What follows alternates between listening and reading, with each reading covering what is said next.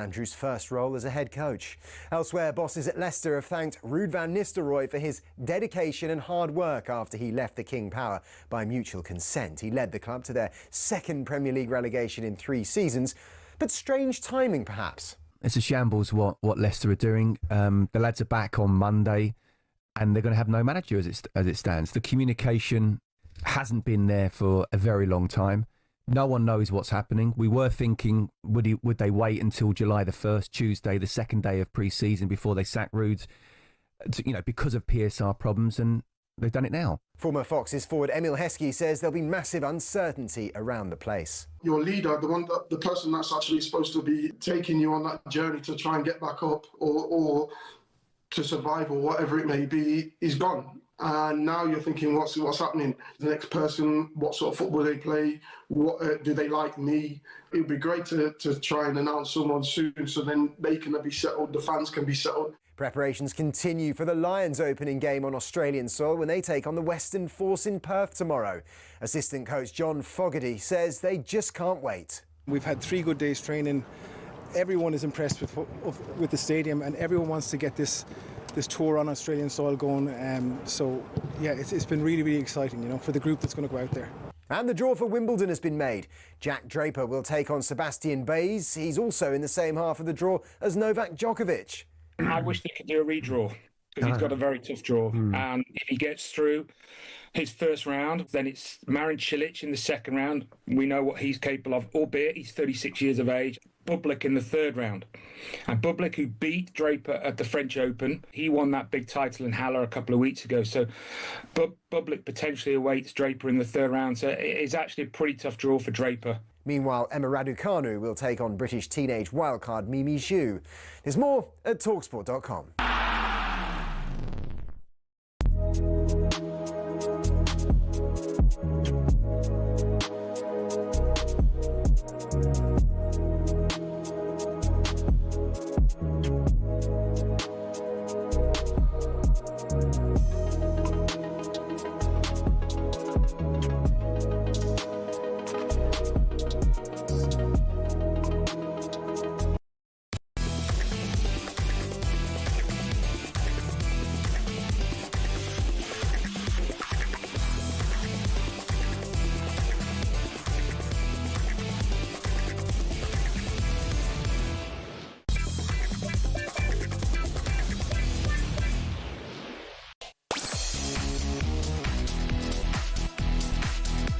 Hello, good afternoon. Welcome to Drive on talkSPORT. It's me, Andy Goldstein, and you've got him for another day. Guess who it is?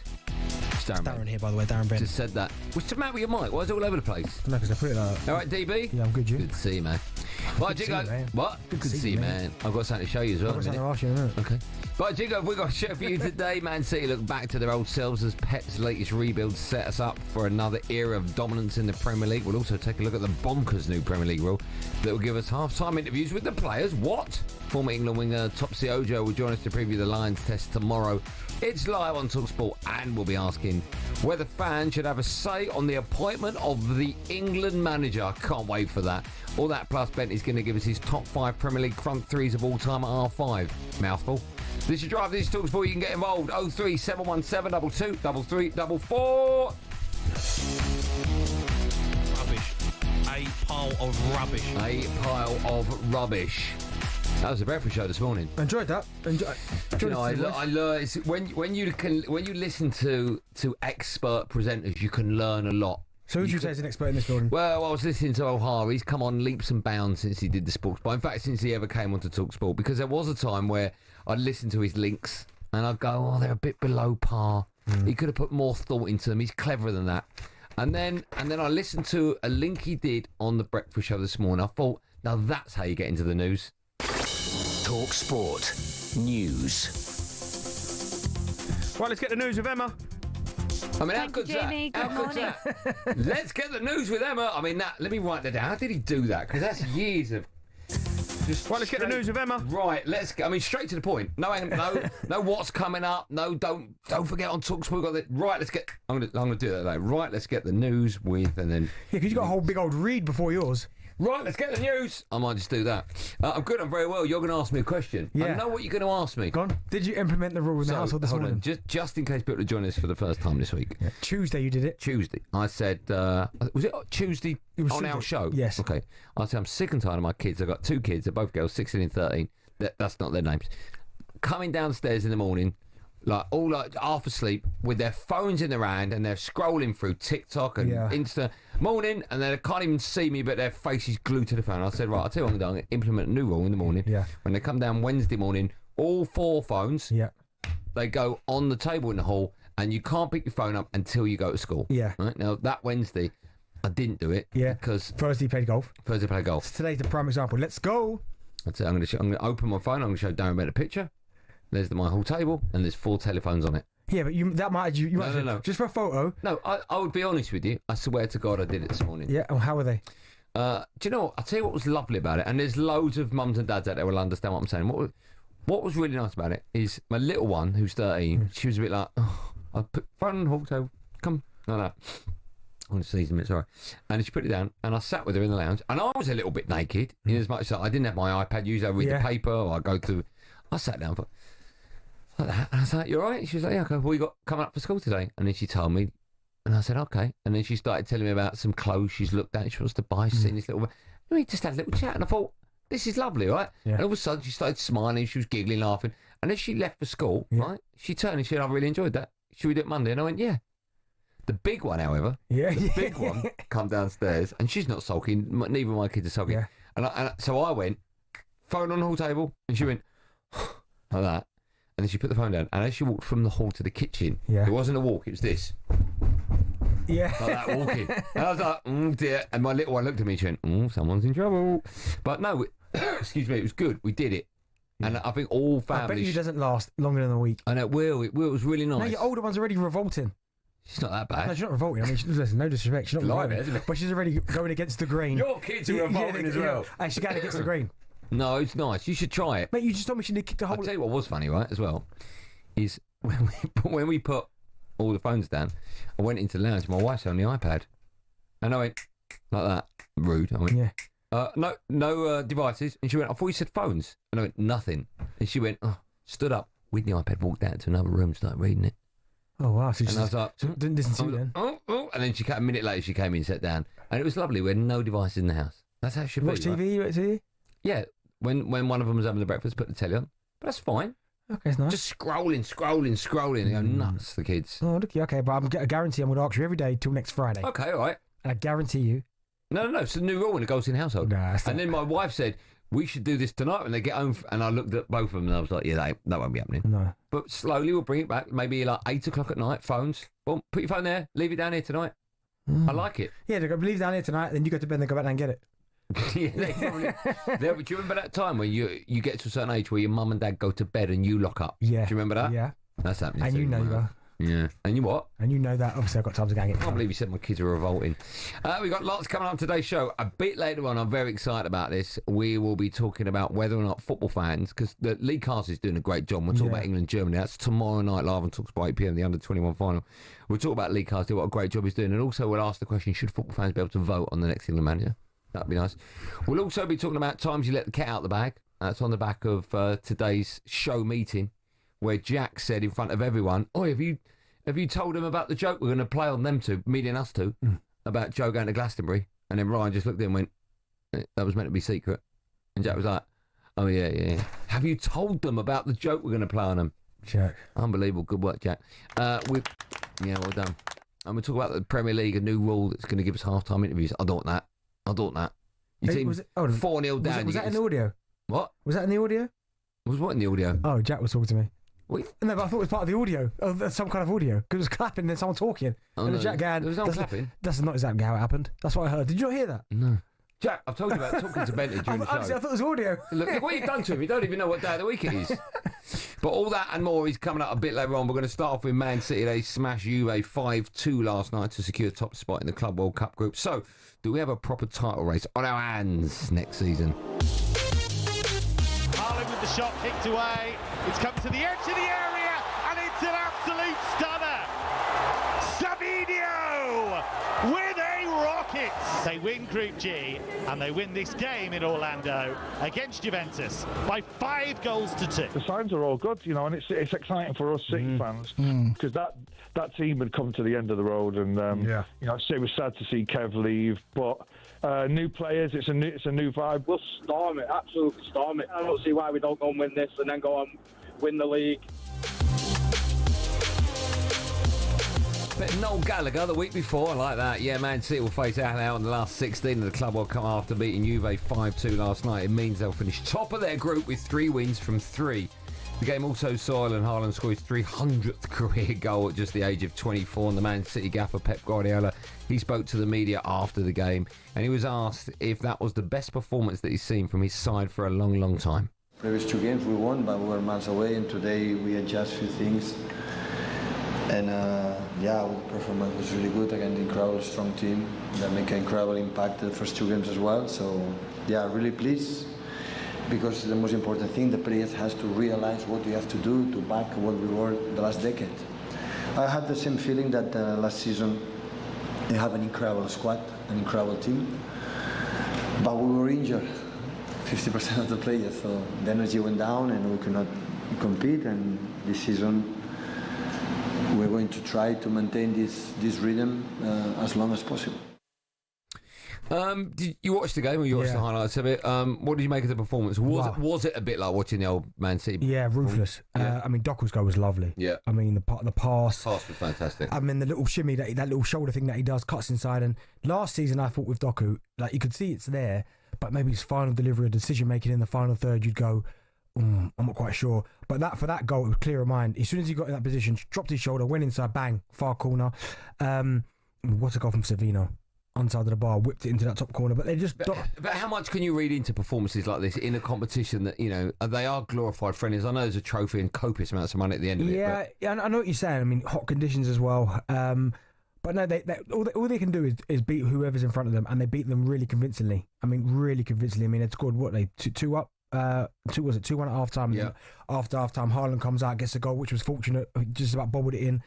But they look good, and I think they're only going to get better and better. The more they play with each other, the better they're going to come. But also, once they all gel, and you look at who they've got to come back in, because you look at their starting 11 last night, and that's what I was paying attention to. So they started with Ederson in goal, Nunez, Diaz, Akanji, Rodri, Anknori, Savino, Bernardo Silva, Reinders, Doku, and Marmoush. Right, so Haaland didn't even start. And then they brought on Haaland, Gundogan, Foden, Nico Riley, who's done really well, Shirky. Do you know what I mean? They've got so many. John Stones didn't even come on. Vardio, Aki, Nico Gonzalez, Oscar Bob just coming back. You look at that squad and you go, oh my goodness. So that's what they've got to come off the bench. Mate, they are going to be pushing Liverpool next season all the way. Do you think it's a proper title race just between those two? I know you're a big Arsenal fan. Are they going to be a part of it? Because they've done a little bit of business, right? You mentioned some of the key players there. We know what Liverpool's business is about. Yeah. You're going to sign the captain of Brentford. John, if you look at what Arsenal brought in, and I get and Kepa. No, I get it. Arsenal needed a backup goalkeeper, and I'll get to the main point afterwards. Arsenal signed a backup goalkeeper. I get it. Arsenal signed backup for Zubamendi, right, or for Jorginho. So it's going to be Norgard. You can't get backup for Zubamendi. You haven't got him. No, but when he comes, it's there. Apparently, it's nearly done. So you've got Zubamendi and Norgard, right? That's for Partey and Jorginho. Right? Oh, I see. Okay, right? It's like for like. But if you're telling me these signings are going to get Arsenal closer to win the Premier League, they're not. That's just fact. Do you know what I mean? Because in my opinion, Partey's better than both Zubamendi and Norgard. Do you know what I mean? So if anything, you go, I get it with the squad depth, and the goal, signing a second choice goalkeeper doesn't win you the league either, right? No. But when you look at what Manchester City have done and Liverpool have done in this transfer window, they've gone right. Clear of mind, bang, this is what we're signing. This player. They're getting the business done. They're in the building. They're really starting to gel. So they're already getting a head start on Arsenal. Yeah. But they're playing games because they're in this competition. But you look at these two teams, Liverpool and City, and just going... Well, here's a little stat for you. If Liverpool or City win the title next season, it's going to equal the longest shared title run in the Premier League history, with 9. So 9 years on the bounce is the record it's been between one of two teams. Yeah.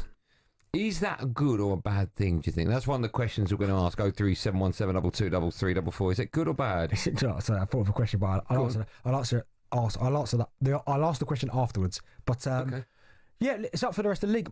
Arsenal in the last 3 years, I would have expected to have got one over the line, and unfortunately they haven't done that, right? Liverpool had a drop off, Arsenal jumped in, didn't win it.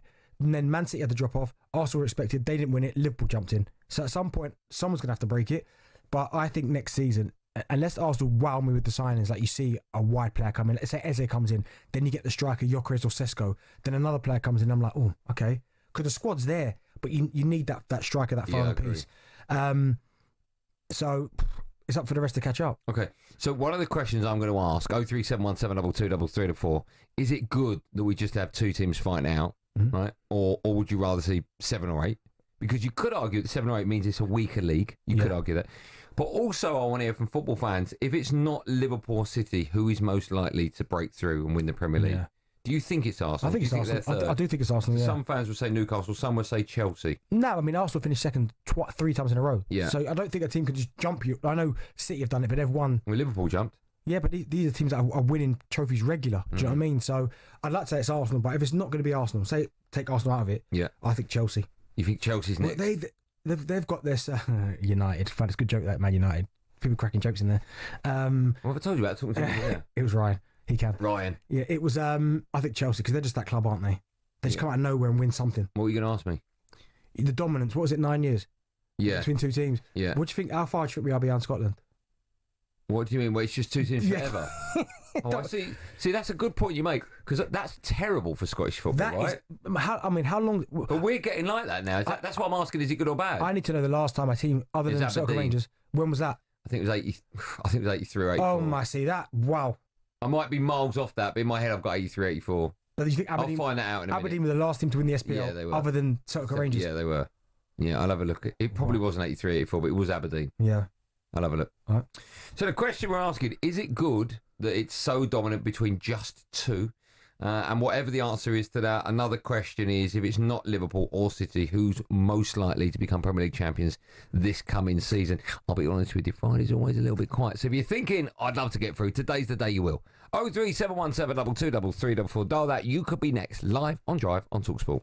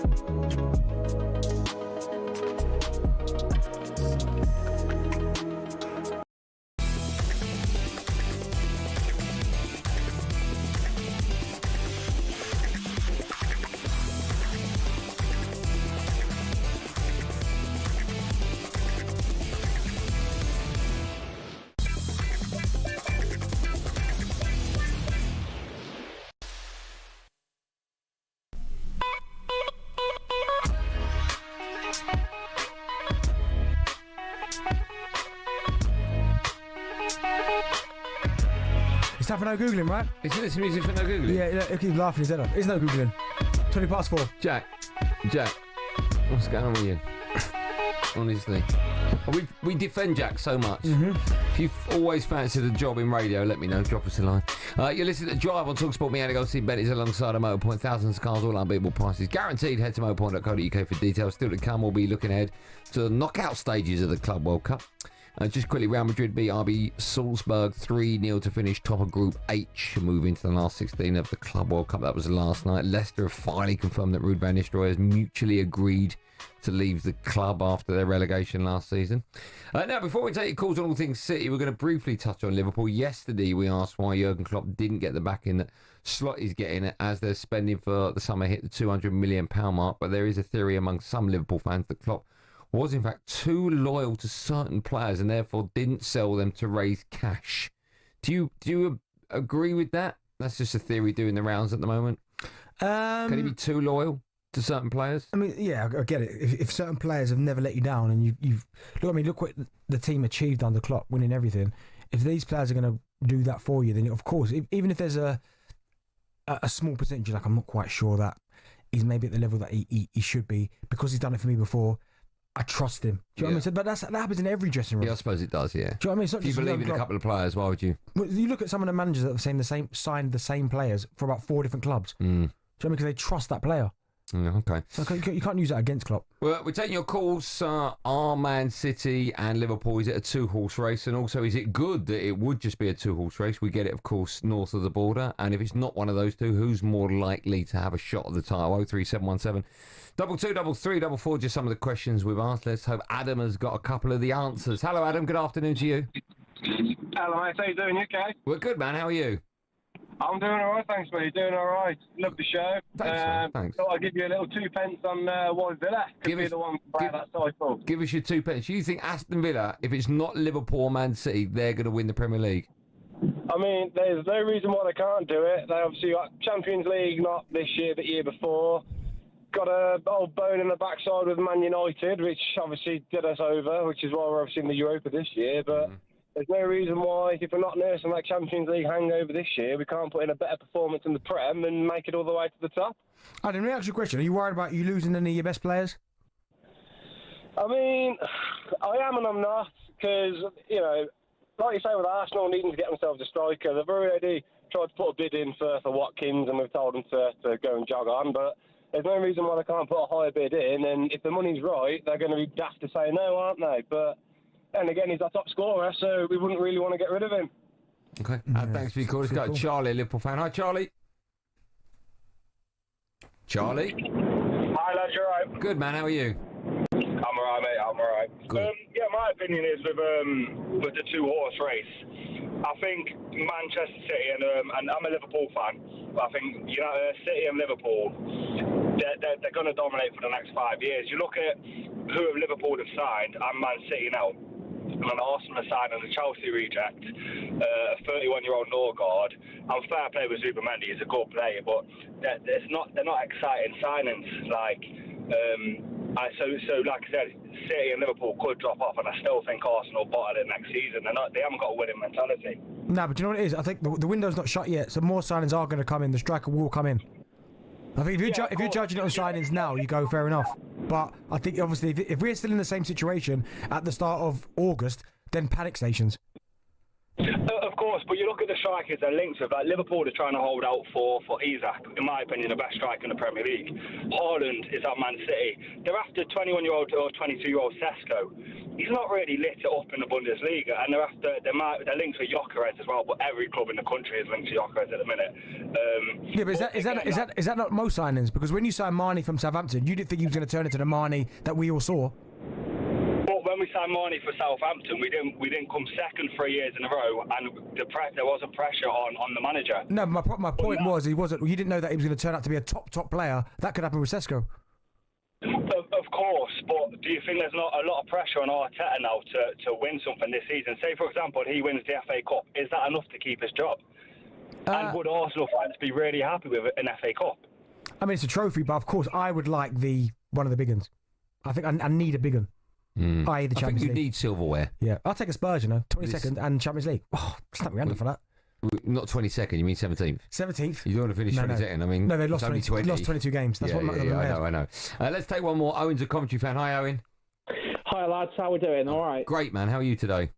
Yeah, not too bad, mate. Not too bad. Good. So I want to talk about this Premier League two-horse team we've got going on. Okay. And I think it's in some of the vein to Man United and Arsenal all those years ago. They were both going at each other.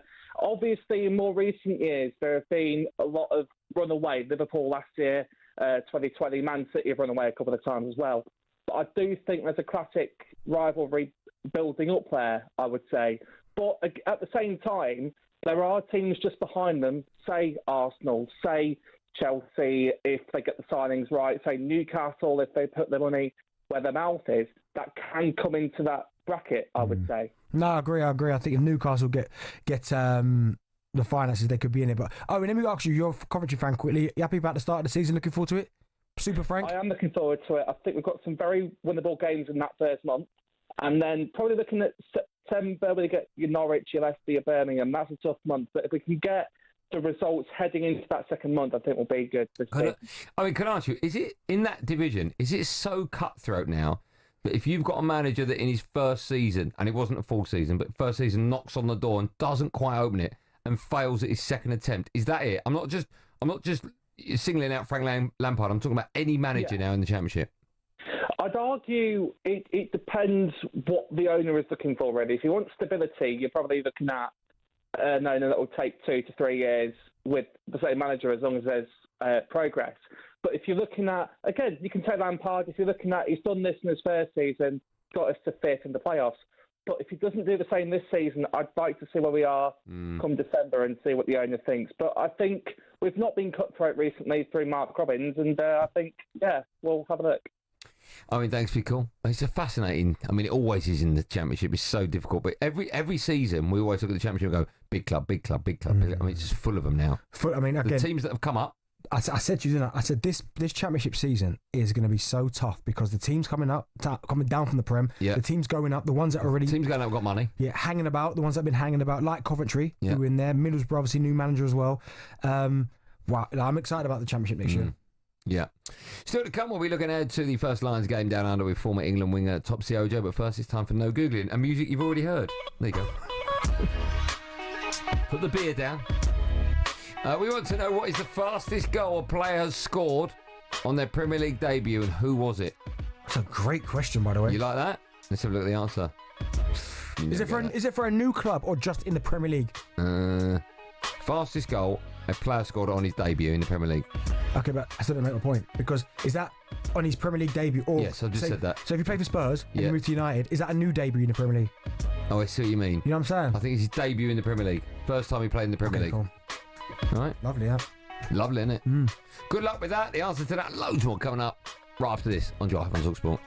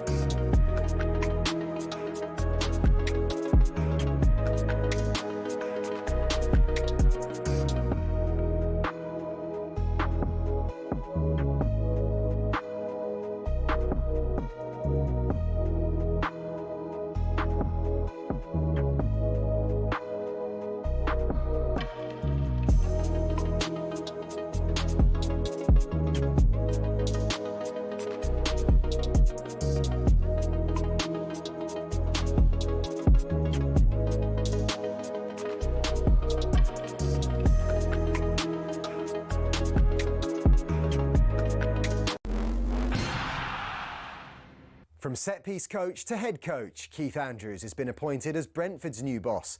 The former Republic of Ireland international was part of the backroom team under Thomas Frank. It marks Andrews' first role as a head coach.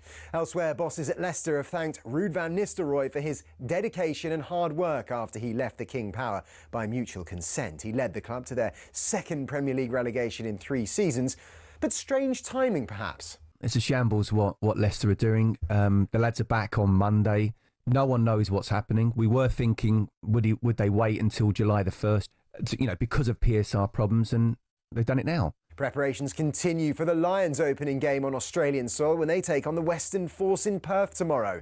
Assistant coach John Fogarty says they just can't wait. We've had 3 good days training.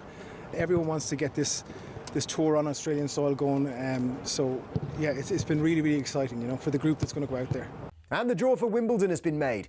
Jack Draper will take on Sebastian Baez. He's also in the same half of the draw as Novak Djokovic.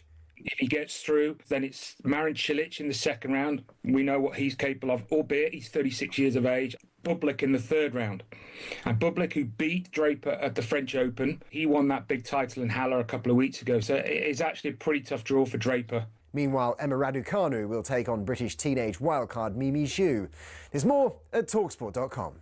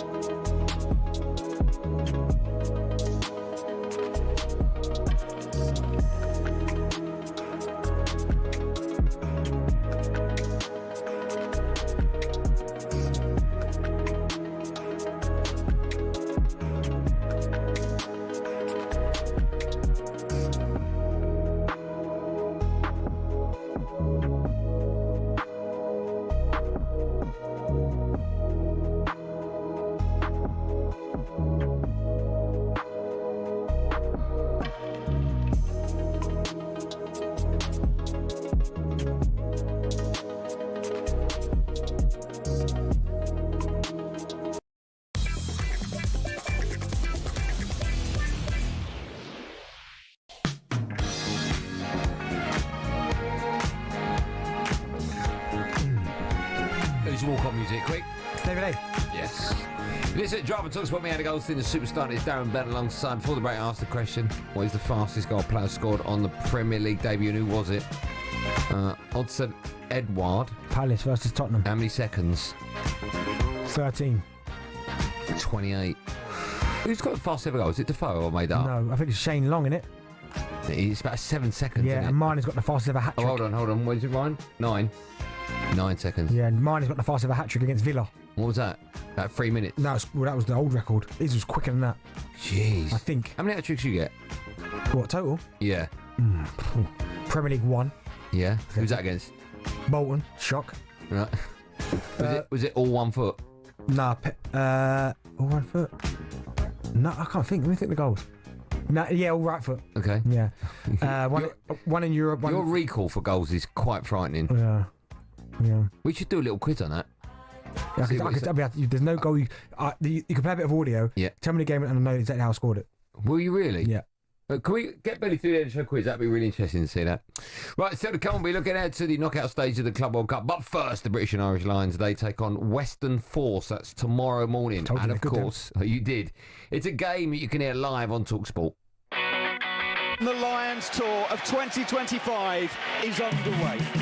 It's great to be here. This is what it's all about, isn't it? Great ball from Thomas Williams to Ty Burn, though.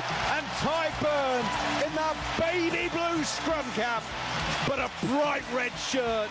And the British and Irish Lions lead once again. Pressure to who or what, or there's individual pressure that you got to perform, and there's squad pressure that we want to put our best out there because we're representing the Lions. Bundyaki on the right-hand side, thought about passing, goes himself, barrels over. Now has he got it down? Referee says yes. Once every 12 years, and yeah, it's pretty cool how my career's aligned for me to be able to have the opportunity to play them, which is really exciting. Right hands here for Jorgensen, looking to free up Peach, that's a beauty. at the end of the day, it is just a Lion and a Wallabies team going at each other without the outside noise. Here for a good time, so hopefully we can start this part of the tour off really well and win this Saturday.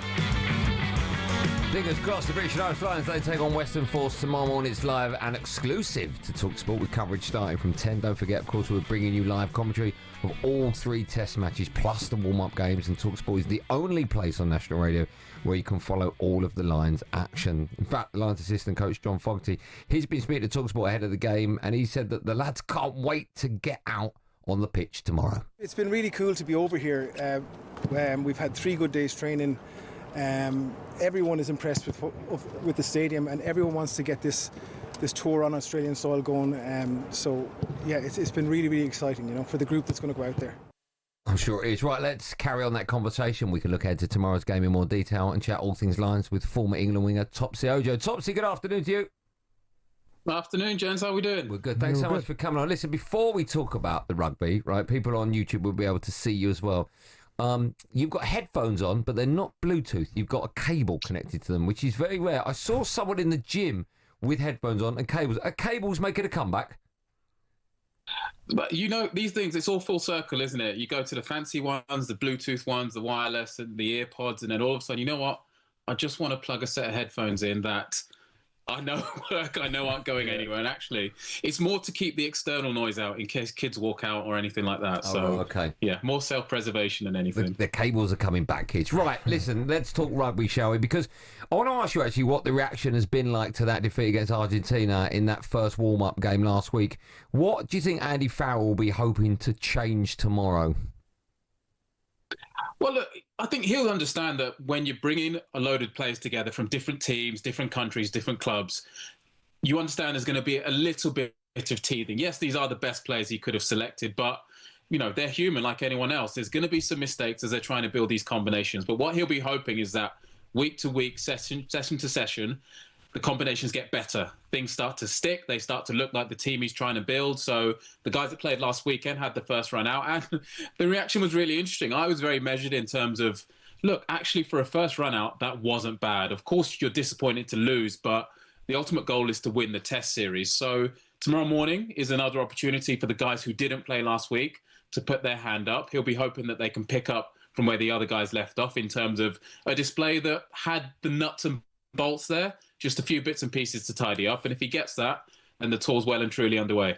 Topsy, let me ask you, do you honestly think, hand on heart, if you're a fringe player going into this for the British and Irish Lions, that you'd still have a chance of making that first lineup, or do you think that Andy Farrell deep down, not that he'd tell anyone, but actually knows his starting lineup? Yeah, it's where the games come. I would like to think that Andy's probably played if you had to pick the team today, who would I pick? But you'd also hope that he then parks that and says, right, from day one now that we're out in Australia, it's a clean slate for everyone. But what the players will understand is now that they're there, their chances are going to get limited. So for the guys that play tomorrow, if they don't deliver and the next guy in his position does, you're like, right, am I going to get another opportunity? Because I know the test series is 3 weeks away, but that will fly by. So you're thinking, I've probably only got a limited amount of chances and minutes in training and in the games to put my hand up. So they won't speak about that, but you know that pressure's there for sure. Someone who is starting tomorrow is obviously 20-year-old Henry Pollock. I mean, what do you expect from him, and how good is he? Because a lot of people say how good he is, but in your opinion, how good is he? Oh, man. Henry's class. Like, for a kid, and by all accounts, he is still a kid. For a kid of his age, to do what he's done in a short space of time is brilliant. It's unbelievable, and actually is what you want, for a fearless kid that's not been scarred by experience and I guess making a ton of mistakes and thinking, I won't do that just in case someone shouts at me. So I would hope the message to him tomorrow is just to go out and enjoy himself because, like I say, a few years ago, he was playing schoolboy rugby. Earlier this season, he was playing under-20 rugby. So the fact that he's now on a British and Irish Lions tour with all these legends of the game kind of tells you the trajectory that he's been on. So there's enough pressure in that in itself without then the need to go out and perform. And as we've just been saying, put your hand up for the test team. So it's fantastic for Henry.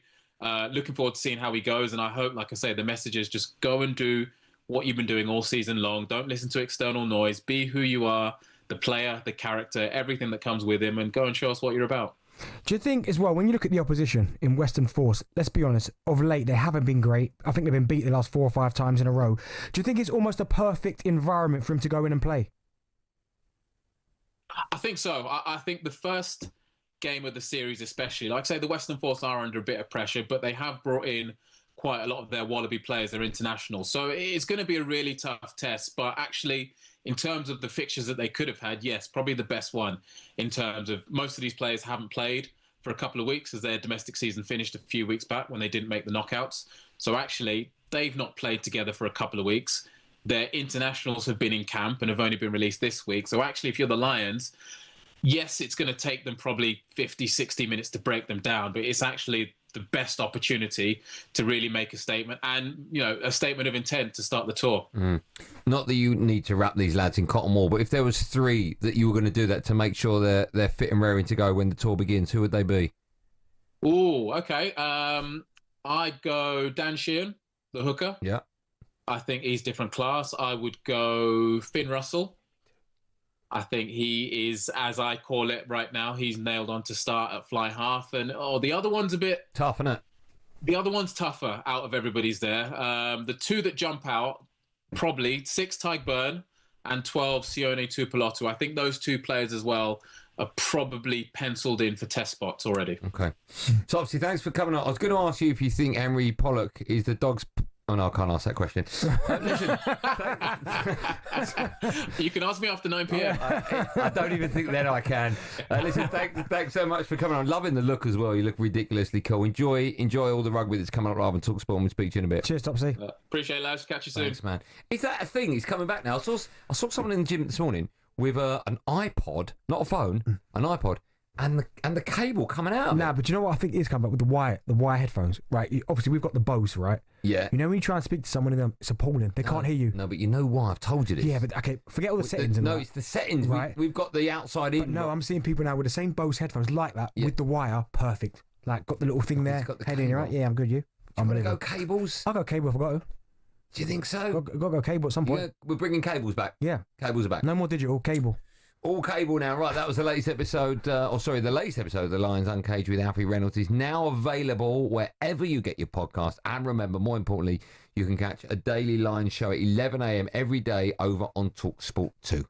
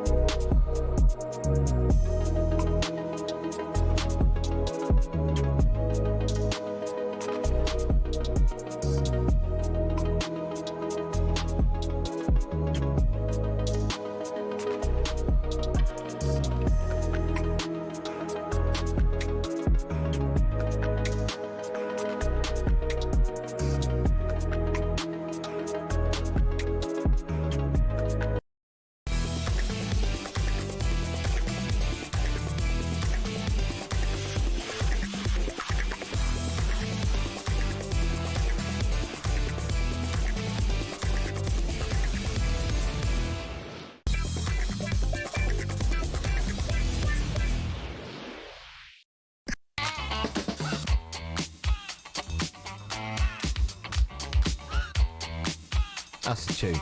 That's a tune. I'm happy with these tunes all day, Jack. That's good. Can't help but nod. Who's it then? Is it Beastie Boys? No, who's it? Young MC. Good tune, isn't it? I hear this on my 90s hip-hop mixtape that I listen to when I go to the gym. Yeah. Great tune. I often do screen grabs of the music I'm listening to. Don't I? You do, yeah. I mean, some of them are a bit... You haven't been in the gym for ages, have you? No, I don't do it. I play paddle every day, don't I? Paddle, yeah. How many times you played this week? 5. Jeez. Are we playing next week? Yeah, apparently. You won't do it, I know what you like, you're flaky. I told you twice, man. Sorry, why am I flaky? When have I done... Yeah, okay, and not turn up? No, okay, maybe not that bitch flaky until like, yeah, I'll do this and then you don't do it. Do you remember the time we went boxing together? I turn up? Boxing together? Yeah, true, yeah, but I'd been 2 weeks before that and you hadn't been. I know, but you asked me to go, I'll go, that's what I'm saying. All right. I'll go. So make sure next week. All right. Okay. I've got nothing in diary, no golf yet. Probably golf will get booked up. Probably Friday, then. Next Friday. I can't do Friday. See? No, I can do Friday. Because I'm already booked in Monday to Thursday. Oh, no, I'm not here Friday, am I? Oasis. You are here, but you're going after the show. No, I'm not here. Right. Oh, yeah. Then. Hey, listen, drive on talkSPORT. Me, Andy Goldstein Darren Bent at Motor Point, Newcastle, same day driveway available on all cars. Book a test drive today. Still to come, we'll be asking whether appointing the England manager should be a democracy. That's such a great chat. 03717 223344. Just quickly, plans have been approved for Forest to increase the capacity of the City Ground to 35,000.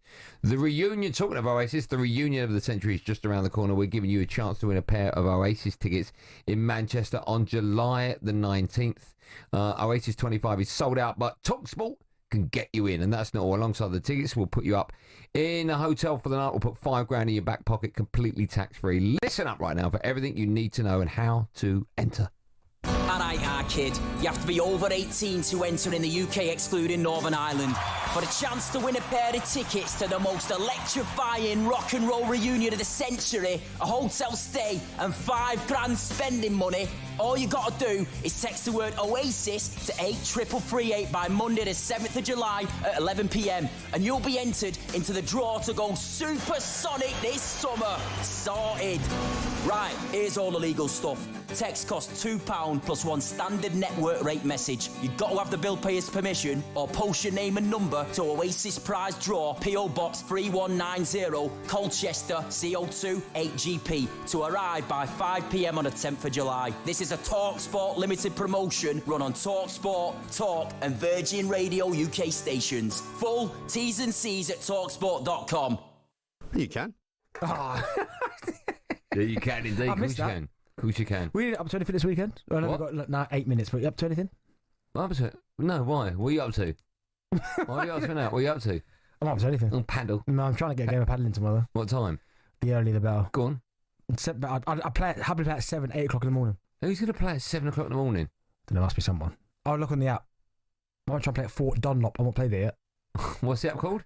Playtomic. And you just go on that and then people see your name and they... Yeah. So if someone's listening and want to play partner you at 7 a.m. Or against me. Yeah, 7 a.m. They go on the app to find Fort Dunlop, Birmingham. I bet by the end of the show you've got a partner. Oh, You're so sad you are. Oh, mate, find me a friend. Hold on. Find me. I've got you've got a dating app for paddle. Okay, that's what you've got. Hold on. Oh, find me a friend to play paddle with. Hold on 1 second.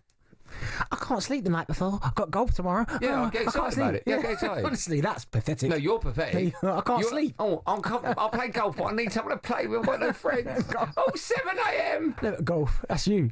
Yeah, Benny, I can't love sleep. it. I'm I so love it. excited. Weirdo. Yeah, but I'm playing with people I know. So you're I'm excited. not playing with... No, you're excited All right, about mate, what's your name? My name's Darren. No, you're excited What's about. your name? Stuart. All right, Stuart, how you doing? No, you're excited about playing with people that you already know. Yeah, no, I'm excited about weird. getting out and playing a game I love. Weird. It'd be more weird if I went on an app, a dating app. It's not even a dating app.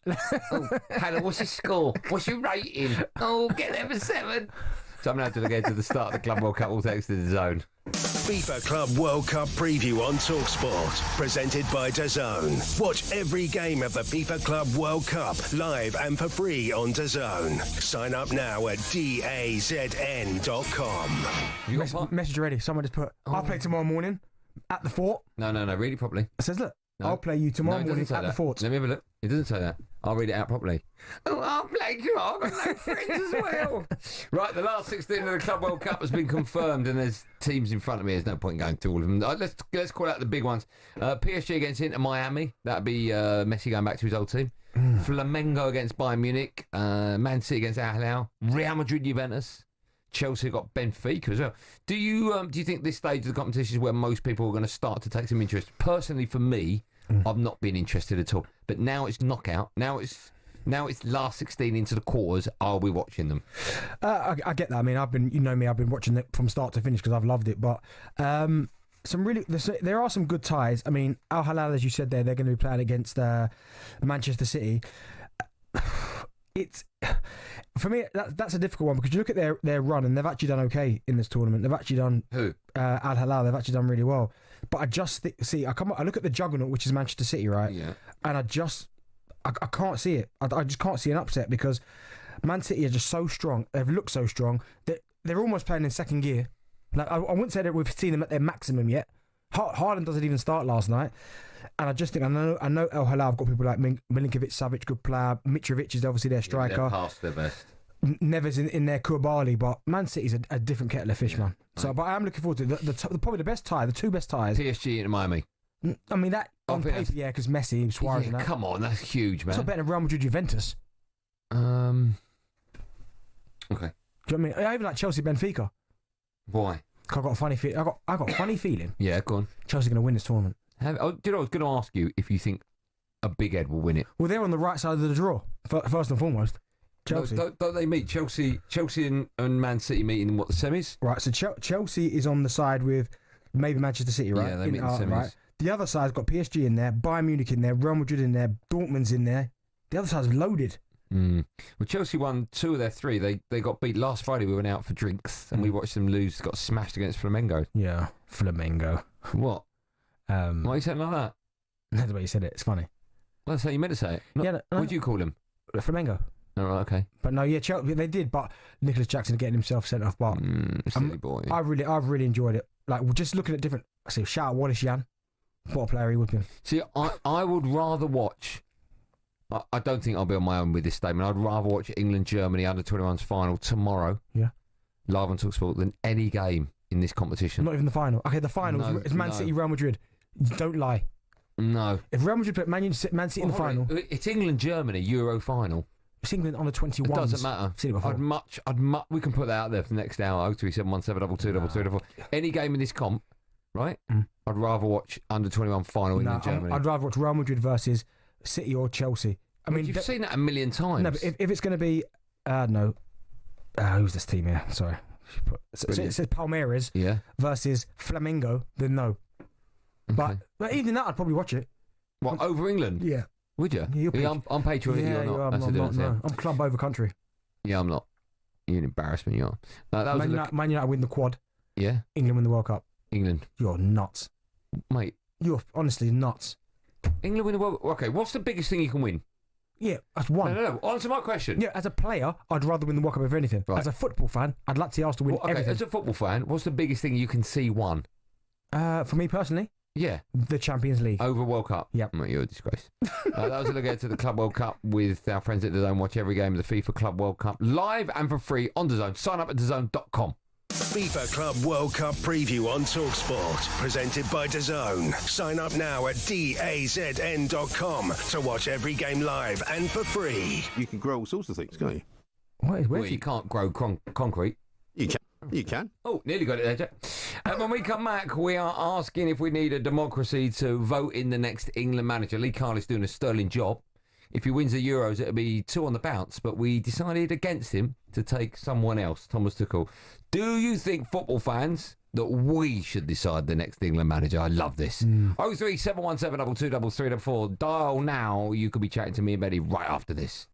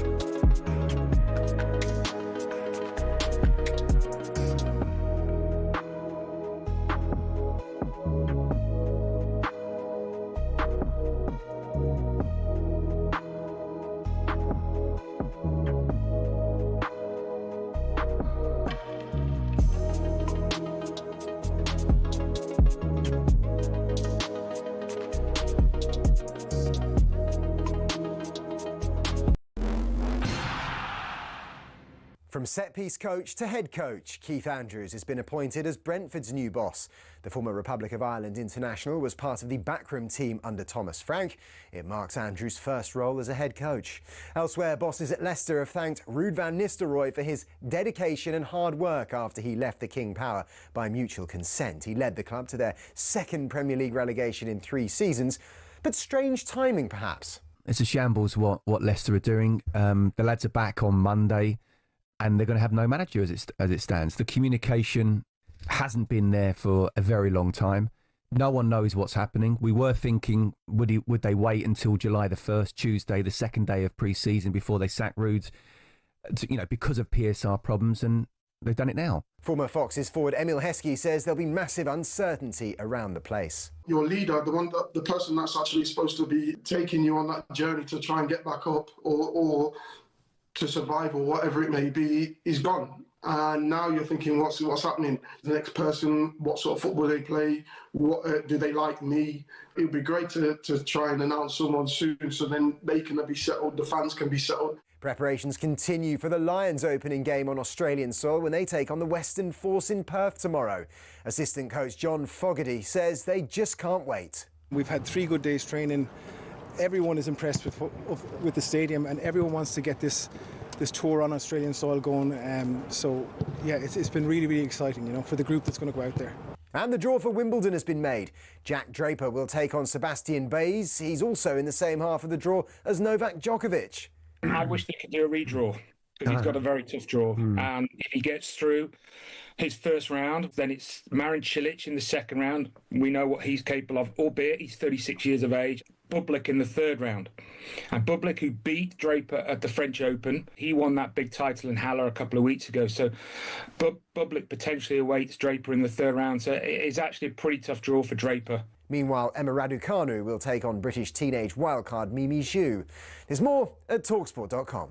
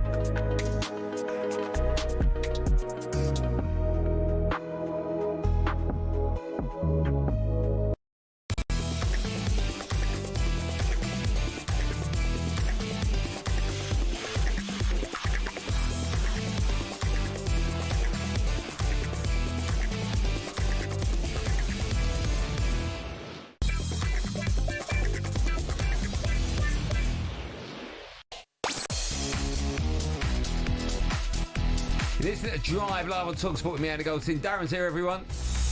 Live trivia coming up next, but first, here's the news with talkSPORT. Tom Clayton. No, that's Jermaine Pennant. That's not me. What? So, what are you doing, Jack? What's he doing? He's still got the music running. Still to come, Bent is going to give us his top 5 Premier League front lines. I don't know what's happening, but now remind England under 21s. They will aim to retain the European Championship tomorrow, and of course, it's a game you can hear live right here on talkSPORT. Put it into the path of Harvey Elliott in the area! What a finish! Harvey Elliott lashes it home for England, and England's young guns are through to another final. The holders of the Under-21 European Championship will have the chance to retain their trophy. England go through to face Germany in the final on Saturday night. You know, it can't be an achievement, even though, you know, I'm really proud of the lads just to get to a final. I think, you know, we want to try and win it. We believe that we can. I've got a lot of belief in this squad. Swung into the middle now, good ball as well, and it's such an easy goal as Nelson Viper scores his first for the Germany Under-21. To get back-to-back at this level, when there's such high quality throughout Europe, to really take control of the tournament, I think is fantastic. And if they can get one more game over the line, then they're going to be heroes throughout the country.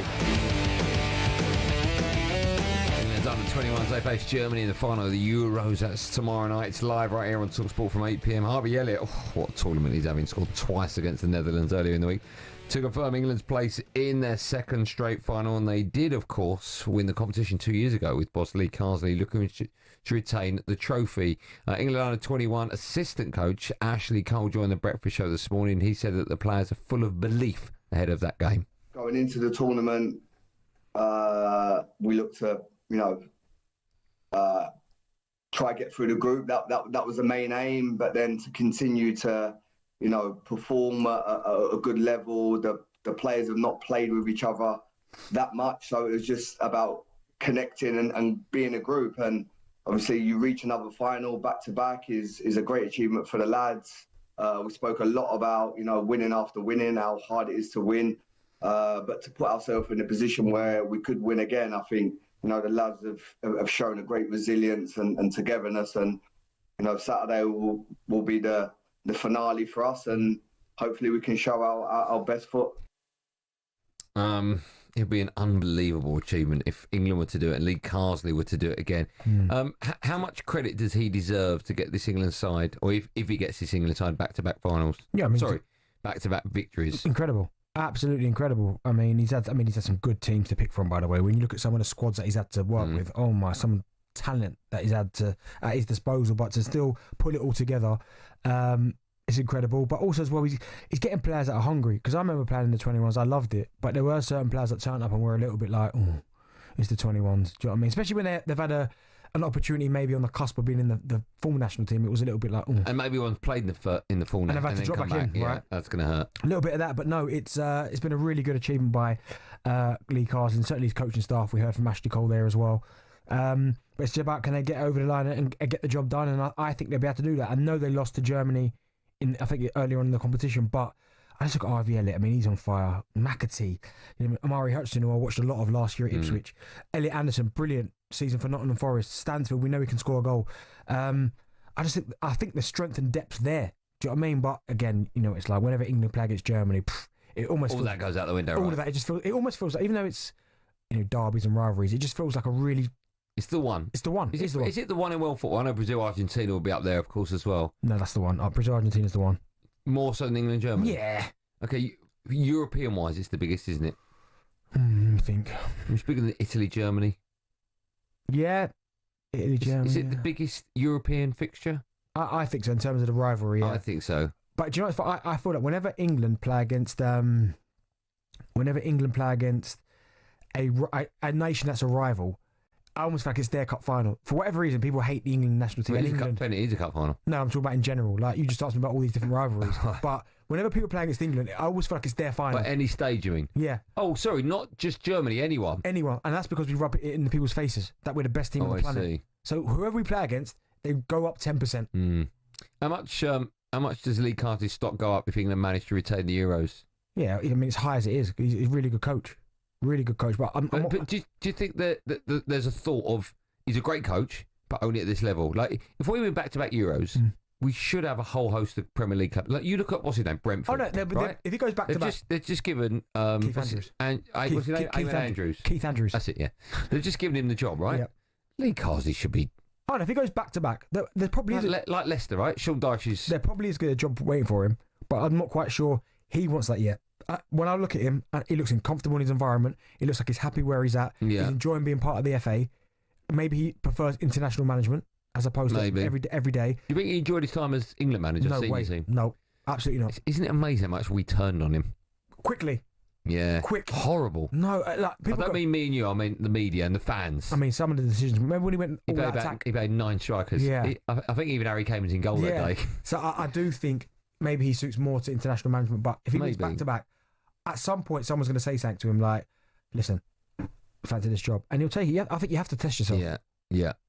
Listen, there was a time where he was one of the front runners for the England job. We decided not to give him that job and give it to Thomas Tuchel. Do you think the England fans maybe they should have a say as to who the new England manager should be? I mean, it'd be funny, but I just don't. I think the poll that you put out there for who votes in that, I don't think you get any one. Well, it depends who's voting, right? If you did it in a way where you can only buy an England ticket, I think I'm right in saying this. You only buy a ticket for England, right? If you're a England club member, is that right? England Supporters Club member, right? It's the only way you can get a ticket. So they would have a vote. You could also offer a vote to anyone that's played for England. To myself? Yes. And maybe anyone that's a season ticket holder who's English at any club, up and down, top four. So you have to be English?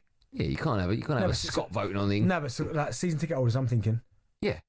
Okay. English season ticket holders. Just say those are the three, right? All right. English season ticket holders at any level. Ex-players, English. And anyone that's a member of the England Supporters Club. If all of those people were allowed to vote for the next England manager, I think that'd be amazing. It would be, but the most you'd ever get, I don't think you'd get one man on his own above 30%. What do you mean? So I think it'd be made up of all little, like. Do you? I don't think you'd get like an Eddie Howe 85%. Let's take one quick call. I want to take loads of calls on the back of this. Let's take one ever so quickly. Ryan joins us. Hi, Ryan. Hi, how are you? I'm good, man. How are you today? You all right? Happy Friday to you? Yeah. Oh, it's not a good call. Right, can we call Ryan back? Let's go to Steve while we're waiting for that call to happen. Steve, Liverpool fan. Hi, Steve. How are you doing, guys? Can you hear me okay? Loud and clear. How are you, man? You all right? Yeah, I'm not too bad. Thanks for having me on the show. Great as always. Our pleasure, Steve. What's your view on whether or not we should vote for the next manager? I just don't think that the English public will take it seriously. I don't know if you remember, it was about 10 years ago now, we done a public vote on what a boat should be named. Yeah, Boaty McBoatface. It was very close to being called Boaty McBoatface, so I wouldn't want a similar thing to that happen. Plus... Oh, we'll never hear the plus.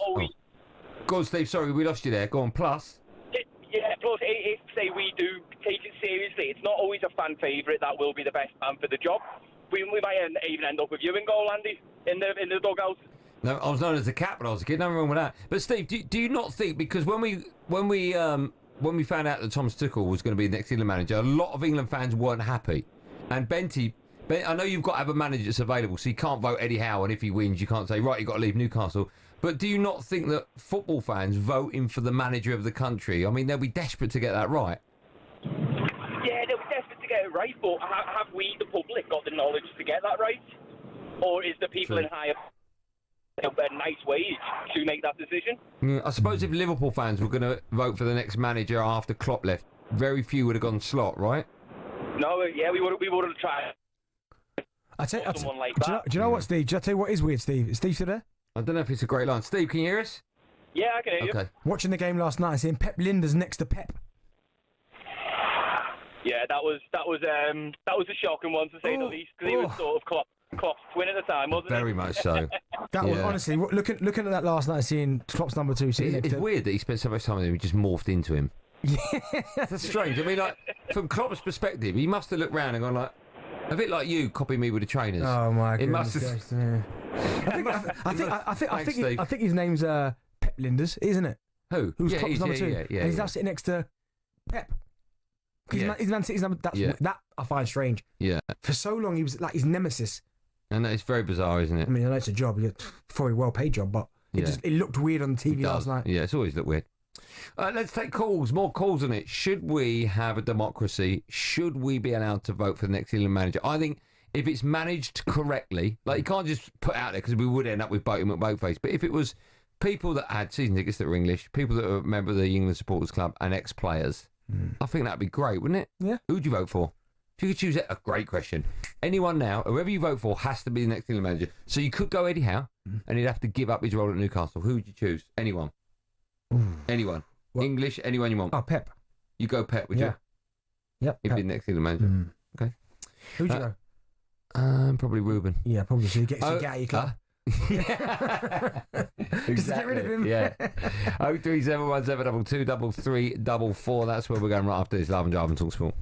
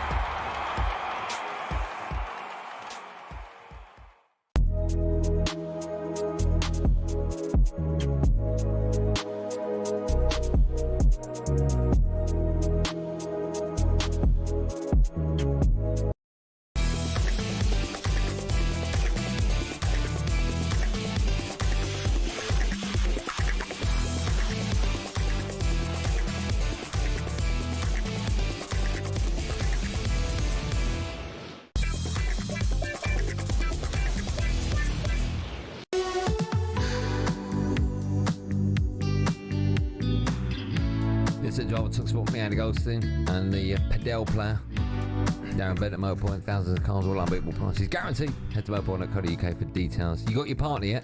Listen, a few people messaging for 7 o'clock, 8 o'clock. Someone said there's one new one opening in Coventry, Paddle Studio. So what would be your next thing you get obsessed about? I mean, trainers obviously. Then you went darts nuts. I still play at weekends. No, it's Padel. Yeah, I play Paddle. No, this is it. No, it would never end. Someone your addictive personality. The next one will be found. No, I do. Couldn't tell what it is. Right Maybe now, hopefully it'll be fashion one day. Come from you. Copies me everything you wear. I don't copy everything. You do. No, top half's always been mine. Bottom half. No, it's not been yours. You got skinny jeans, bro. Yeah, I said bottom half. I've copied you. I've done that. I've said that. I've openly admitted that. And the trainers. No. I was always wearing this kind of clobber. You're right. Have a look back through the pictures. All right. Still to come, we'll ask what the greatest front line in Premier League history is. Have you done that? Mm-hmm. You've done that, okay. Just quickly, MLS side, LAFC are considering former Spurs manager Ange Postecoglou as their next gaffer. I'd have a bet on them. 2 years' time, win something. Leicester have finally confirmed that Ruud van Nistelrooy has mutually agreed, that doesn't make any sense, to leave the club, after relegation last season. You don't mutually agree to separate from your missus, do you? One of you's got to come to the table and wait, can we have a talk? That's the way it works, right? England under-21 assistant coach and former Chelsea defender Ashley Cole was on the breakfast show this morning. He was asked how he expects Liam Delap to adapt to life at the Bridge. Maybe I think in this day and age, we're a little bit harsh on the younger players. I think they need time. They need time to grow and they don't need to be judged. I think it will take time for him to develop. It will take time for him to adapt to the way Chelsea want to play. Everyone, of course, wants these young players that go into new environments and new clubs to hit the ground running. But, I think we have to be realistic. Do you agree with Coley there? I mean, we often forget these players are still so young, aren't they? Yeah, they are. And we spoke about it yesterday, didn't we, about they will make mistakes. But at times, certainly when they explode onto the scene or they do really well, we expect so much from them. And then it's like they're not allowed to let their standards drop rather than letting them develop in their own kind of pace. So yeah, I 100% agree with him. It's very rare you get a young player that comes onto the scene and then goes on for the next 10 years to not have a dip. Like the obvious ones I can think of, people like Rooney. The moment he exploded on the scene, he was just getting better and better every single season. Yeah, it's rare that, because look at Foden. We waxed lyrical about Foden. Oh, he was PFA Player of the Year before, and then if he stays fit, Liam Delap, right, and has a whole season, plays 38 league games for Chelsea. What's a good return? What's a bad return? Minimum amount of goals in the Premier League in that team. Yep, 15 to 20. So he scores 15. He's done his job. He's done. Yeah, he's done. You go, okay, decent. 14. Yeah, okay. If you do 20, what a season. That was always the gold standard. No, it's not good enough. Not for that team. That's what we got Ipswich, right? Yeah. But are you expecting to... He's playing for a side like Chelsea that create chance upon chance upon chance. Okay. We're taking your calls about Lee Carsey. We're talking about the under-21s in the final against Germany tomorrow night. It's live on talkSPORT. Do you think the England manager's job should be down to a democracy? 03717223334. I thought Ryan is a West Ham fan. I was going to say Happy Hammer. He's probably not Happy Hammer. Hello, Ryan. How are you? Good evening. Hello, boys. How are you? Great show as always. Thanks, Ryan. What's the weather like in Essex? Nice and warm. It's nice, yeah. Beautiful sunny sky. Not a cloud in it. No traffic. Almost home from work. All ready for mess about Friday. Ryan, you're not one of these Essex boys that when he drives the car on a hot day, takes his shirt off, are you? No. What do you make of men that do that? Too sweaty for all that, mate. Yeah, it's Can't have all sweat all over your seats. No, mate. He sounds too hard to have that. Yeah, what do you do for a living, Ryan? What do you do? I'm a blind man. A blind man? There you go. You fit blinds? Blinds, awnings, curtains, you name it, and I'll do it. What's the most common blind that people have in their house now? Is it slats, Venetian? What do they go for? It's all shutters. It's all shutters now. Right, I need some new blinds. I'm not going to Benny needs some blinds. You go that far north?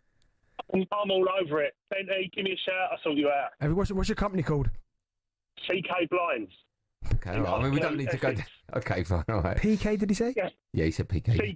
CJ, yeah. There you go. CK. Yeah, okay, whatever, right, fine. CK, boys. Right, I'll be going blind in a minute. Right.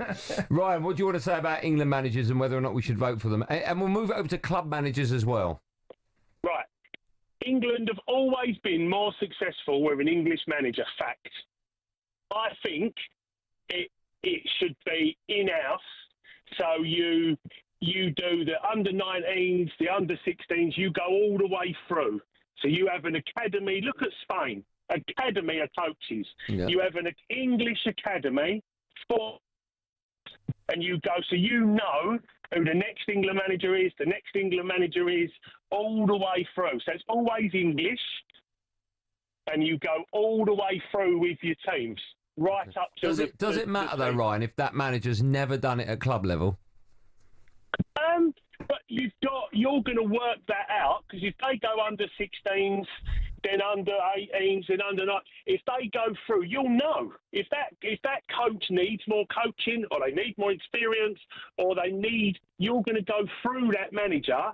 So then you get the absolute best out of them, and he's then coached them players from kids right up to adults, so he knows the best of them. Yeah, he knows what they're good at. He knows, and then it takes this. The English manager's job has got to be the biggest poison chalice in English football, because everyone's got an opinion. Look at Carsley; he was in the job 2 minutes, got absolutely slaughtered. I know. You know, whereas if that's gone all the way through together, then it takes all of the guessing, the arguing, it takes all of that out of the equation. Do you know what? I do like the model of you go in 15, 16, 17, 18 to 21s and then progressing into the full national. I do like that idea, because then there is no guessing. You go, well, obviously Carsley's 21s, he's next. Yeah. Do you know what I mean? I do like that. I like it, but at times you have scenarios or situations where things like this crop up, where you've got Luke Carsley who could do it, but then a better coach in Thomas Tuchel, one of the world's best, comes in and you go, we can't really pass on this opportunity. But if we do that cycle, then at least if we know there's a plan, then it allows us to go, well, we know Thomas Tuchel's there, but that doesn't fit what we do. This is what we do. Yeah. Good call. Thanks for that, Ryan. Sean is a Spurs fan. He's up next. Shawnee? Hello there, guys. Nice to be speaking to you yet again, even though, Andy, you owe me a bet that you haven't paid or done. I remember that. What was that, Sean? Do you remember I was talking when we played in the Euro? Euro Disney. The final of the Europa League. Yeah. Yeah, before that, we played Bodo Glint, and I said to you, we're going to win, and you said to me, you sound really confident. I said, yeah. You said, well, if you lose and don't win the final, you would wear an Arsenal shirt. I said, I'll wear it. Yeah, you did. Yeah, you did. I remember that. Right. Benty will say... Yeah, Benty would say, yeah, I remember that to anything. That never happened, Sean. It did, mate. It did. I've actually got it.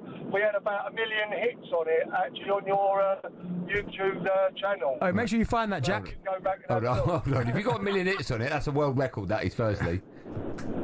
Yeah, I'm telling you. But, anyway, I think England managers should have the England supporters who travel everywhere, and England members should have a say.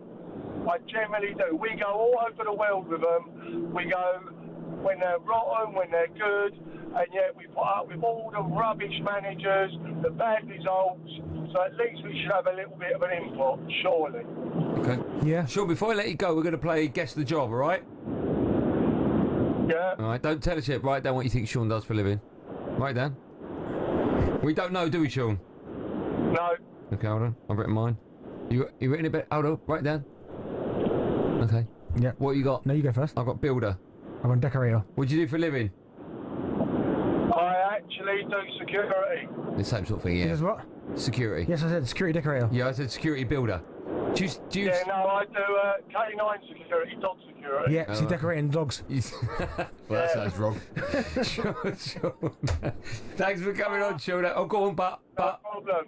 Cheers, pal. All right, Sean, take care, man. You go, Sean. K9 security. Yeah. Sounds like you don't want to mess with K9 security, do you? That's like, he said he works with Have you dogs. got any dogs left? Yes, I have. But what I was thinking... No, hold on. I would like to see the K9 what dogs with you got left? Scooter Frank. What dogs you got left? Blue. Is there anyone left? He's just making up names. That's his name, Blue. Blue Ghost. Chow Chow. Blue, you got Blue. Yeah, Blue. Okay. But let's bring Scooter around Frank. How far bring Scooter Frank round for me. How far do you walk with Blue every morning? Probably about a mile or so. You don't even walk with Blue. I do. No, you don't. Every morning. That's where your kids I don't are. do that. So I don't do that. Right, bring Scooter Frank round. We'll take your dog for a walk. I do. Hey, National Radio. Honestly. Why don't you? A single shot, man. No, that's a bit harsh. Oh, on the camera, right. Still to come and ask what the greatest front three is in Premier League history. First, it's time for no Googling. Take that off, single shot. pull out as well. On this day in 2010, England were beaten 4-1 by Germany in the last 16 of the World Cup, the day of the Lampard ghost goal. There you go, ghost. We want to know which 3 players scored for Germany that day. And I know a couple of them. The answer, do you? That's one. Who's the other one? No. Oh. One's Cruz. No, one isn't Cruz. Ozil. No, stop, but you've got both of them wrong, so you don't know. Thomas Muller, yeah, he's one. Okay, you got one. You got 2, actually. Yeah. The answer to that and more coming up live on Drive and talkSPORT in seconds.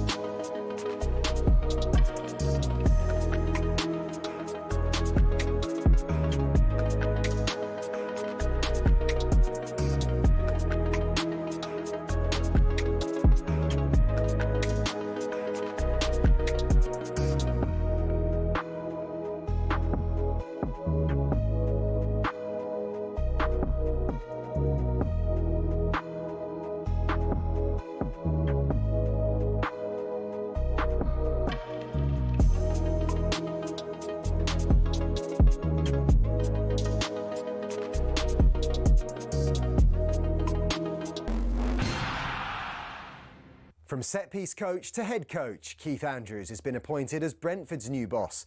The former Republic of Ireland international was part of the backroom team under Thomas Frank.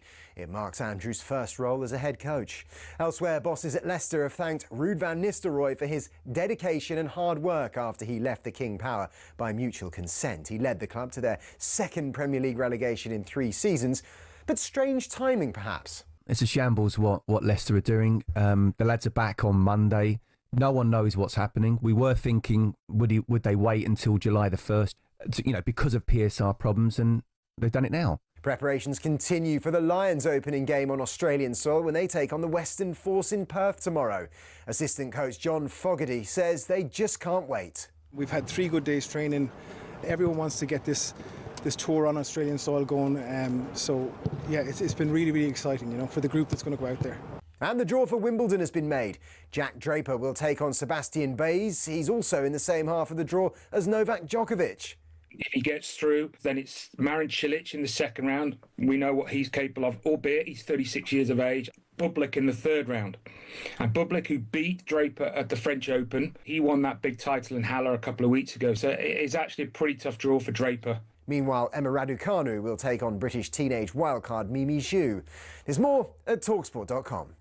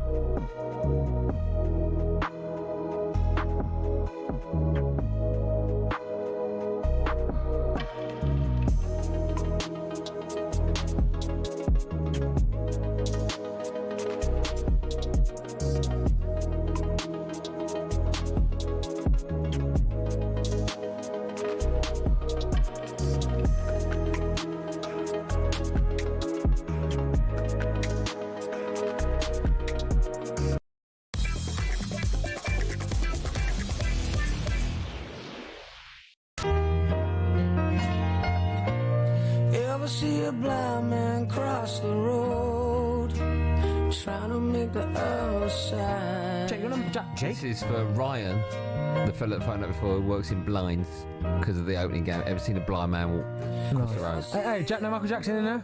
No, don't Michael Jackson. Well, I want some. Well, it's not about you, is it? Oh, I need someone to play paddle. Hey, I got a few people. I need some friends. Need to figure out some. No, plenty of those. What are you going to do if... what are you going to do if one of them goes, should we be out for a drink later, Benny? No, I'm playing paddle, that's it. None of me for no drink. Yeah, but that's how you get new buddies. I need someone to have a level of 3 and a bit above, and then we'll get going. Yeah, but you might hit it off, you might get a new bro. Maybe. What's it called? Something bro, what's it called? Bromance. Bromance, you might have a bromance with someone. No, I've got enough of those, man. No, you haven't? Yeah, my brethren's in that. You what? My brethren's in that. Before the break, I asked the question, Bentley sort of got one. Which three not players? Sort of, he scored. Well, you didn't. I said, which three Muller. players? Right? Which three? You got one, so sort of.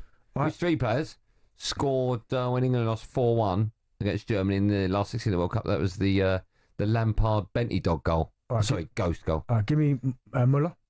Yeah, you got 2. Give me Goetze. No. Mario Götze. No. Gomez. No.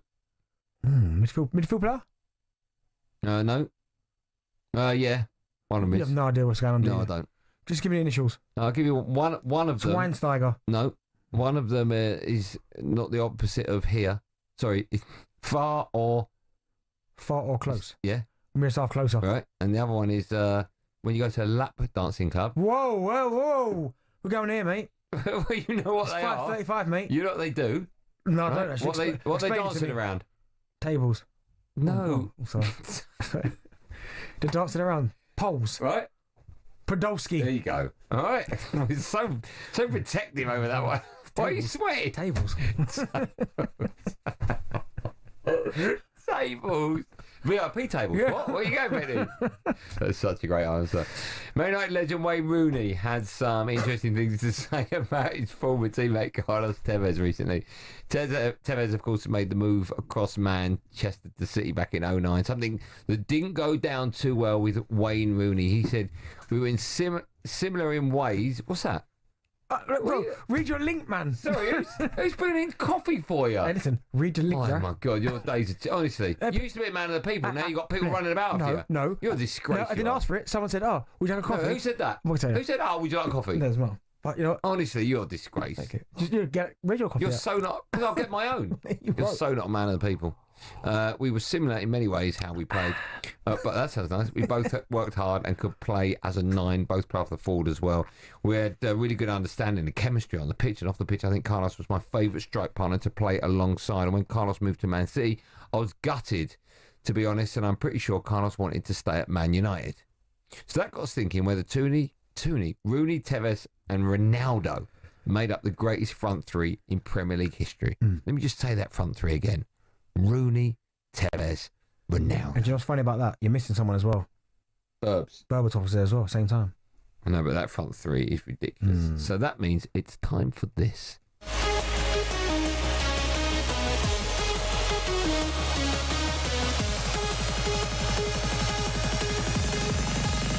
Premier League top 5 front 3 at 5:30. And that's what we blew the budget on this week. And that voiceover cost us millions. Yes, it's time for Bentley's Premier League top 5 front 3 at R5. Yep. Should we start at number 5? Don't press 5 yet. Go on and give a couple of honourable mentions. Right, here's the thing. When you do honourable mentions, it then becomes top 6, top 7, top 8. No, but that's the point of a top 5. You don't give the memorable... Whose feature is it? Exactly. Right, so honourable mentions. Why don't you do it before number 1? No. That's the way you do it. No. So you go 5, 4, 3, 2, and then go before we get to the 1. I want to do it now. So honourable mentions. Press number 5, yeah? Number 5. What's anything then? Go on, say it. Why will you say it? No. Why you've upset him, Jack? What you've done? You've ruined the show now. Ruined it. You better fiddle for 7 minutes. Oh, I could easily do that. Number 4. So did I tell you about the top?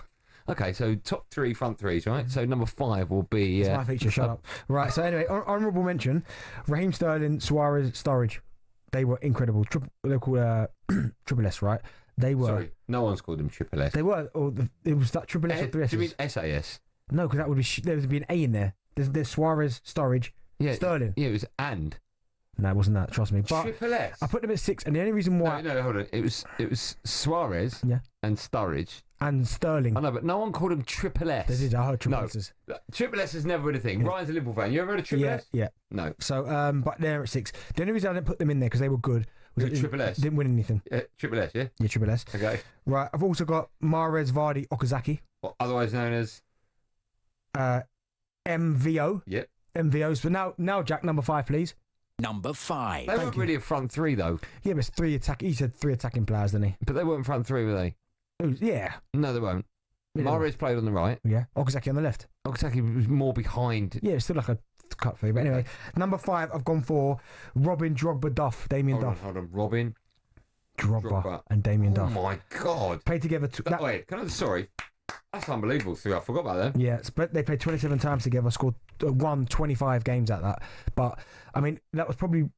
Robin was still incredible, but it was Robin before he became the Robin. He was good at Chelsea, but when he went to Bayern, that's when he really turned into, like, incredible. Okay. At Bayern. No, he was great, but I thought at Chelsea he was unbelievable. That 3, Robin, Ribery, Lewandowski.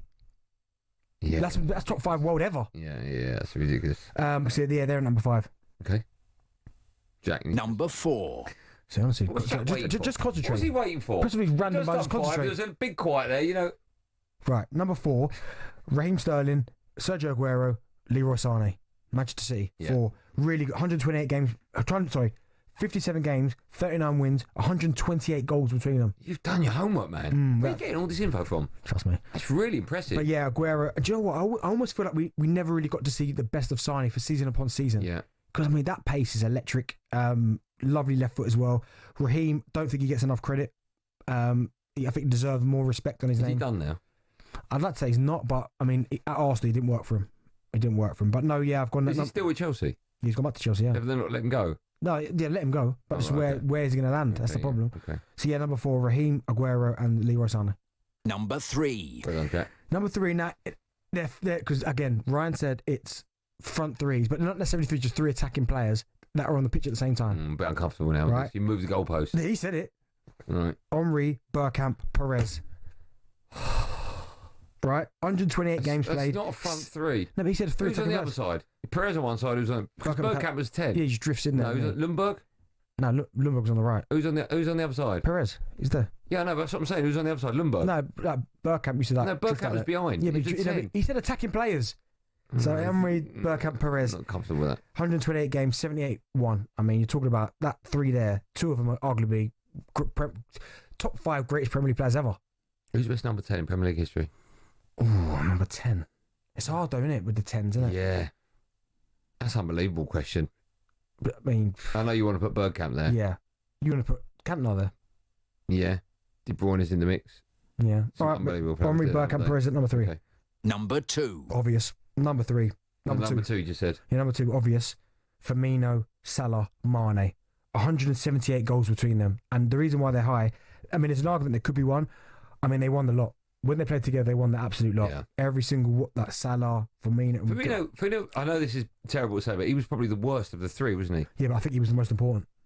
Yeah, but I never really looked at him as a number 9. He was like a 10, wasn't it? Like 9.5. Yeah, he was.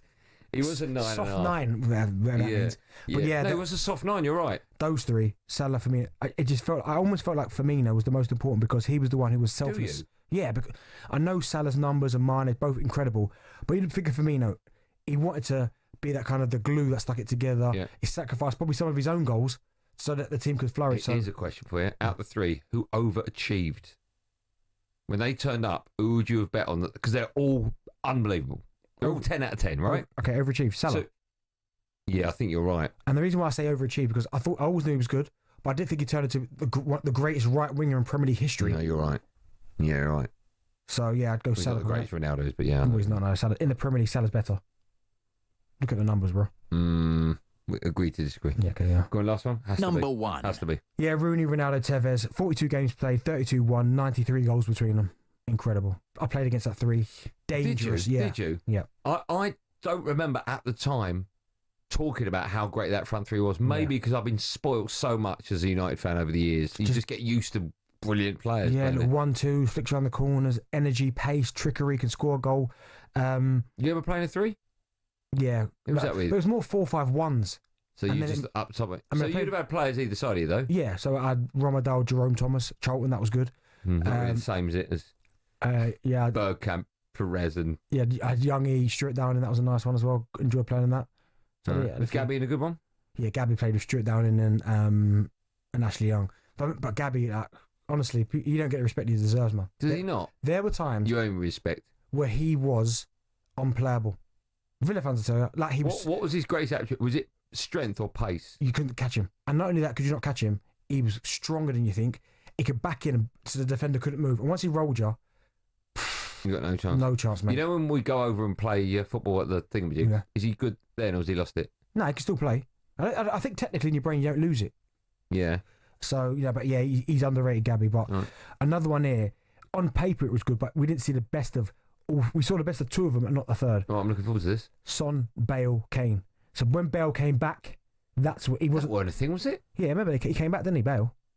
Oh, yeah. But he wasn't the Bale that went... But that was before... So where did Son play when he was playing? Bale was on the right, Son was on the left. Was he? They put Bale on the right? Yeah. But actually played for Real Madrid. Because Ronaldo was on the left. Ronaldo was on the left for Real Madrid. Okay, that goal he scored in the Copa del Rey final where he runs off the pitch up the stands and comes back, that's on the left. Yeah, a lot of his goals because on the Ronaldo's left. in the stand. What, he played a 1-2 with him up there? Ronaldo was in the stand. Still to come on Drive. We'll let Jason Cundy with his tongue in a twist. Mrs. Smith's fist. Short shot, Mrs. Smith's fist. Fist. And you know what, I listened to that this morning, it was so funny. Don't know what they're doing there. We'll also hear from former Burnley and Everton gaffer Sean Dyche. I have gravel for breakfast. We'll also find out how Jamie Hart got on this morning during this Oasis quiz. What is an actual wonder wall? It's a wall, isn't it? Yeah. All that and so much more. Come to the last hour drive and talk sport. Me, Andy Goldstein Darren Bent. When we come out, my favourite part of any show ever. Yeah, it is. Oh, paddle. The best of talk sport. Yeah, paddle. Yeah. Oh, trainers. I love a lasagna.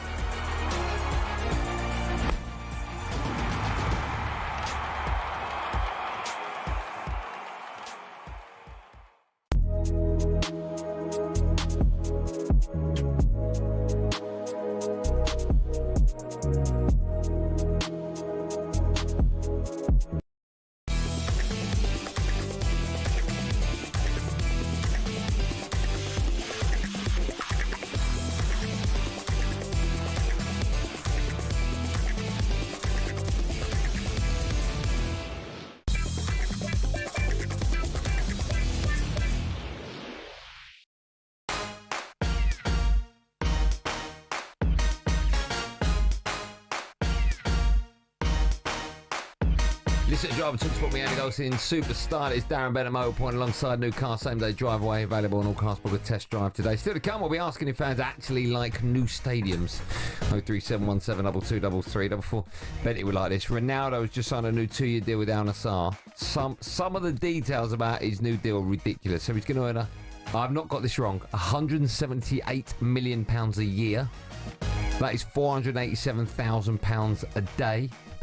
He's also been handed, on top of that, £24.5 million signing on bonus, which increases to $38 million in the second year. Is he happy?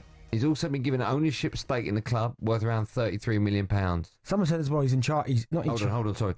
There's also some bonuses for winning the Golden Boot and the Saudi Pro League title, which could take his total package over 2 years to just under £500 million. I mean, they're saying as well that apparently he's going to be not in charge, but certainly have a key role in recruitment. £500 million. But no, I know. Listen, I know it all adds up, right? But the one stat I can't get my head around in that is the 500,000 a day. That's insane. A day. That's insane. I don't know what when you get to that level, right? There's nothing you can want, right? So I know the drive is success. I'm not going to ask that. There's always a new something. I don't think there is, mate. Because if he wants a new £4 million watch, that person probably would give it to him, right? He doesn't need a car. He doesn't need a house. He doesn't need a holiday home. Doesn't need clothes. Just enjoy your life. Yeah, but what go to training, come back, go to nice restaurants with the family, buy them nice gifts, go on holiday, chill. Relax. I know, but I'm just, do you know what I mean? Like 492. Will he look at that and go? I don't know. He will. Will he not? £500 million? Yeah, he must do. He has to. But mate, I don't know. What are you doing with £500 million? What's the one thing you go apart from getting a paddle court put in your house? What are you doing? Pulling on the roof. What are you doing? Don't know really. You still doing the show with me? Yeah, of course I am. Good. What do I mean now anyway? You're in that in a day. Time to have this. My new hey, do you know what? Screenshot for me, I need to send that to the boss for my new talkSPORT contract. 492. Lucky if you get 492 a show.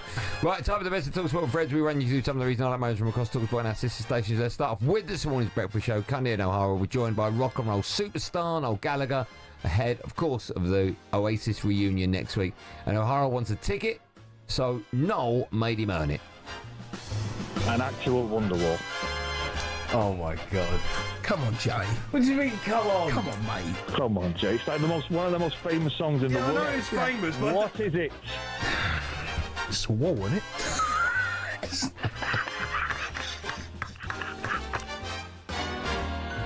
Yeah, so basically they were asking him a quiz, and if he got the questions right, he would have got tickets to the Oasis gig. Jokes aside, what is a Wonderwall? Something to do with the desert. I don't even think it's a thing, is it? I don't know. It's just words in a song. I mean, I just put it into Chat GPT. Are you using that now, yeah? No, just to try and cheat. Okay, yeah. No, I don't want it. If that doesn't even know. What is that? Where you get your stats? Chat GPT? No. Where'd you get them from? Got a stat guy. I know you know that. So I've got a stat guy. Yeah, man. Jeez. Shout out Ross. Would legend. you have given O'Hara a ticket if you were performing? Yeah, of course he wants one. Of course. Okay. What's the strangest request a fan's ever given you or asked for? I'm sorry, what? A fan? Yeah, have they asked for something from you? I know, like producer Joe. You know he's got a Glastonbury. Yeah. He came into your room and nicked your my finger sleeve. Yeah. Finger sleeve. Yeah. Not really, just boots and shorts. You want the shorts? Yeah. Briefs. What? Yeah. Your pants? Yeah. I never used to wear. I wore cycling shorts for a long time. They wanted the cycling shorts. Who wanted them? God, my sweatbands I used to wear. Weird. Candy and Howard, they'll be back on the Sports Bar Monday night, 10 p.m. Now, throughout the week, some of our presenters have been trying to say the tongue twister Mrs. Smith Fish Sauce Shop. Here's how the two brightest minds at talkSPORT, Gabby Bonhong and Jason Cundy, got on. Mrs. Smith's Fish Sauce Shop, Mrs. Smith's Fish Sauce Shop, Mrs. Smith's Fish Sauce Shop, Mrs. Smith's Fish Sauce Shop, Mrs. Smith's Fish Sauce Shop, Mrs. Smith's Fish Sauce Shop, Mrs. Smith's Fish Sauce Shop. Start the clock, Ed. Right, Mrs. Smith's Fish Sauce Shop, Mrs. Smith's Fish Sauce Shop, Mrs. Smith's Fish Sauce Shop, Mrs. Smith's Fish Sauce Shop, Mrs. Smith's Fish Sauce Shop, Mrs. Smith's Fish Sauce Shop, Mrs. Smith's Fish Sauce Shop, Mrs. Smith's Fish Sauce Shop, Mrs. Smith's Fish Sauce Shop, Mrs. Smith's Fish Sauce Shop, Mrs. Smith's Fish Sauce Shop, Mrs. Smith's Fish Sauce Shop, Mrs. Smith's Fish Fist. Yeah, we get the idea. Yeah. Who do you think did it better? Who do I think did better? Yeah, out of the two. Cundy. Yeah. Try saying it 5 times in a row. 5 times in a row? Yep. Let's try saying it 5 times in a row. It 5 times in a row. Mrs. Smith Fish Sauce Shop. I'm not going to do it because we've just heard so many people do it there. Oh, okay, fair enough. Go on, you do it. What? Mrs. Smith's Fish Sauce Shop. Yeah, it's Easy. not difficult. What did you make of Hara and Cundy hosting the breakfast show? When did they do that? Is that today? Yeah. Did that? Yeah, no, I love them. They're great. Don't forget the weekend breakfast returns tomorrow with Tony Cascarino and Natalie the Destroyer Sawyer. Yes, let's stay with food and finish with a clip from the breakfast show earlier on from the week. It's Big Alan Brazil asking Jermaine Pennant and Gabby Abonhard to spell bolognese. Bolognese. B. Jermaine. E. What? E. No, 1-0 to go. Bolognese, spaghetti, bolognese. Oh, it's yeah. Come on, you're making a word there. Bolo. Bolognese. There's no E in bolognese. Sometimes I. Do you make good bolognese? Yeah. Talk me through it. What's the secret? What's it called me? Get the mince in the saucepan. Let it but not a saucepan, sorry, in a frying pan. Like a big frying pan. Like a wok pan. A wok? Yeah. You make a spag bowl in a wok? No, can I finish what I'm saying? I put the mince in there. In where? Into the wok bowl. Put it on the stove. A wok bowl? Yeah, stove. Once it's all browned up and that, then I put all my seasoning in. Bit of bolognese seasoning. Never made bolognese. I'm telling you now, everyday seasoning. When it's browned up, put it in there. Do the pasta in there. Right, you can't cook a spag bowl in a wok. Yes, you can. Your mince, you can. Yes, you can. No, you can't. How much on a bet? You shouldn't be. It should be even. Like it should be a saucepan. Mate, you can't cook, so you can't say anything. we saw it with your burger. I didn't make the burger. Mate, your ingredients. Wait, listen. I'm telling you now. No one puts bolognese in a wok. They do. I bet. No, they don't. How much on a bet? People put mince in the. People might, but people do a lot of things they shouldn't. No one. Hey, it's unbelievable. What's a wok for? What? Where's? Yeah, for noodles and stuff. But this my wok. You can do everything in it. Oh, if you're wok, you can do everything. Yeah. I didn't know that. Right. Which country is the best cuisine? Shout out Jamaica. Okay. Rank this list. Pardon? Yeah, I said it. By how they'd all get on in Celebrity Mastermind. You, Gabby, Jermaine, Cundy and O'Hara. Oh, that is one. We should do that. I'll tell you what. I'll put it out there now. I'll host it, right? And then all 5 of them come on and we'll do a mastermind. That'd be amazing on socials. I'm winning it. Right. Cundy's coming second. Gabby third, Jermaine fourth, O'Hara last. That'd be incredible. Let's do that. Let's make that happen. For the best bits of TalkSPORT, you can download the TalkSPORT Daily Podcast. Don't forget to download the TalkSPORT app where you can swipe between TalkSPORT and TalkSPORT 2 and all of the stations. You never miss a moment. When we come back, we'll be asking football fans if anyone likes new stadiums, and United fans, do you need one? This is on the back of United putting a post out yesterday. You got no roof, bro. I know, that's what I'm saying. Fix the roof. I don't care about Beyonce singing there. People, you put your prices up for your season tickets and all disgusting. That. People in the stadium and they're just getting wet by the rain. Poor that. 03717222334. Stadium chat is where it's at right after this.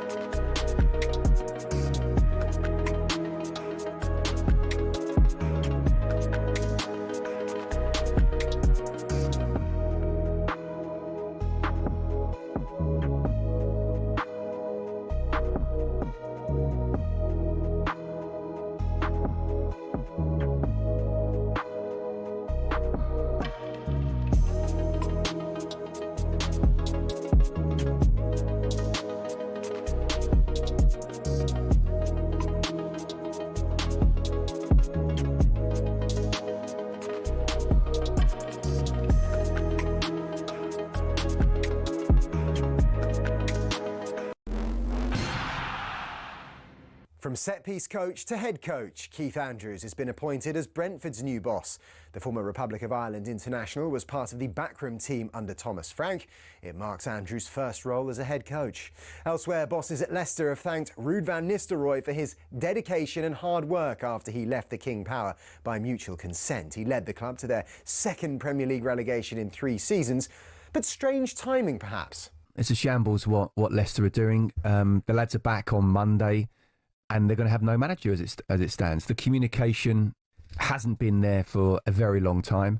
No one knows what's happening. We were thinking, would they wait until July the 1st, Tuesday, the second day of pre-season, before they sack Ruud, because of PSR problems, and they've done it now. Former Foxes forward Emil Heskey says there'll be massive uncertainty around the place. Your leader, the person that's actually supposed to be taking you on that journey to try and get back up or to survive or whatever it may be, is gone. And now you're thinking, what's happening? The next person, what sort of football they play? What do they like me? It would be great to try and announce someone soon, so then they can be settled, the fans can be settled. Preparations continue for the Lions' opening game on Australian soil when they take on the Western Force in Perth tomorrow. Assistant coach John Fogarty says they just can't wait. We've had 3 good days training. Everyone is impressed with the stadium, and everyone wants to get this tour on Australian soil going. So yeah, it's been really, really exciting, for the group that's going to go out there. And the draw for Wimbledon has been made. Jack Draper will take on Sebastian Baez. He's also in the same half of the draw as Novak Djokovic. I wish they could do a redraw, because he's got a very tough draw. And if he gets through his first round, then it's Marin Cilic in the second round. We know what he's capable of, albeit he's 36 years of age. Bublik in the third round. And Bublik, who beat Draper at the French Open, he won that big title in Halle a couple of weeks ago. So Bublik potentially awaits Draper in the third round. So it's actually a pretty tough draw for Draper. Meanwhile, Emma Raducanu will take on British teenage wildcard Mimi Zhu. There's more at talkSPORT.com.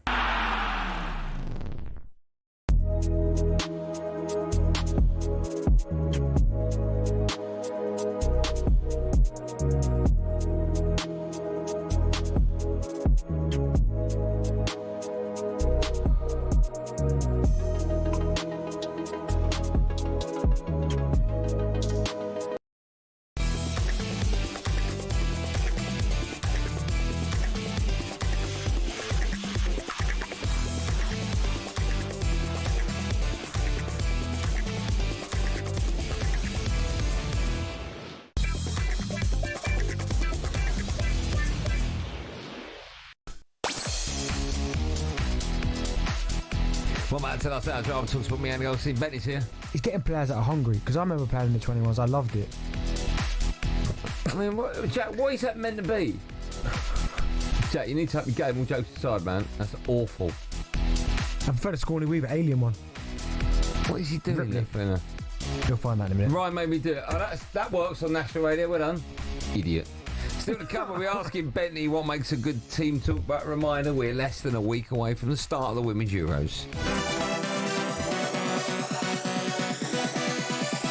And the European Championships get underway. Right-footed drive, hits the post, comes off the goalkeeper, and in! Spectacular hit from Diani. Cuts back onto her right foot and finds the net. Vivian Miedema. An opportunity's around the goalkeeper, and it's in from Bob Marty. Hooks up the cross, and the header is in from Harder. Into the penalty area. Gonzalez with the shot, past the goalkeeper and in. A lovely move by Spain. His ball has fallen for Hagerberg in the penalty area. Plays it square. Friedemann and taps it in. 2 goals in quick succession for Norway. And Eva Pyle there to gleefully tap home from inside the 6-yard box. So Wales, for the first time in their history, have qualified for a major tournament. Gritting Cannerin from the angle with the shot, and it flashes into the back of the net. Opportunity for Russo inside the penalty area. Finds the corner. Alessia Russo for England. Yeah, tour begins on Wednesday as Arsenal take on Freedom after England. Their campaign begins the following Saturday, 8 p.m. against France. And of course, you can catch every England and Wales game on the talkSPORT network. Now, back in March, Man United announced plans to build a new 100,000-seater stadium next to the existing Old Trafford site. This week, the club posted on Instagram they wanted to hear from the fans to ensure our proposed new stadium delivers the best experience. Yeah, all the comments were full of fans saying that they would rather spend the money on some new players and continue playing at Old Trafford. I've got the post here, Benny, because I posted it to One Word Billy yesterday. I don't know if you've seen it. So it's like an artist's impression of a dad, I presume. Send it to me. What? I'll show it to you. It looks like a dad, right? Holding the hand of his, I think, son or daughter. I can't really tell. Is that Holy Trinity in the middle? Yeah. Right, looking out onto the new stadium, or looking out from the new stadium. The dad has got a Keane shirt on, 16 and Keane, and the child has got an O'Shea shirt on, right? Now, nothing against John O'Shea. I love John O'Shea, right? We saw him at Soccer Aid, lovely bloke. I spoke to him. He's a really nice guy. For me, this picture alone speaks volumes. It just shows you how out of touch whoever's in charge of these things at United really is. If that is to be a true picture of what it's going to look like, that stadium won't be ready for about 3 or 4 years, right? That means that kid's not really been born yet, and if it is, that kid's won. And that means when that kid's growing up, right, that apparently that kid will be looking at old videos of Man United going, oh, I love John O'Shea. Well, no, right? Hold on. Then you look at all the comments below it, right? And every single comment, I read this on the way home, every single comment is, I don't want a new stadium. Let's spend £500 million or £1 billion on new players. I don't want a stadium where you're going to cater for Beyonce. Who cares about the surrounding areas? It's all about the team. I just think that goes to show, right? Not just United fans, but football fans don't necessarily want a new stadium.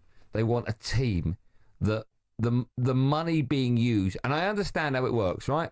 If you've got a stadium like Spurs, that generates more revenue, more income, and then you can spend it on I get that. But at Manchester United, this is where I think they've got it wrong. At Manchester United, we haven't got it right yet on the pitch. We used to be the biggest club in world football, right? One of.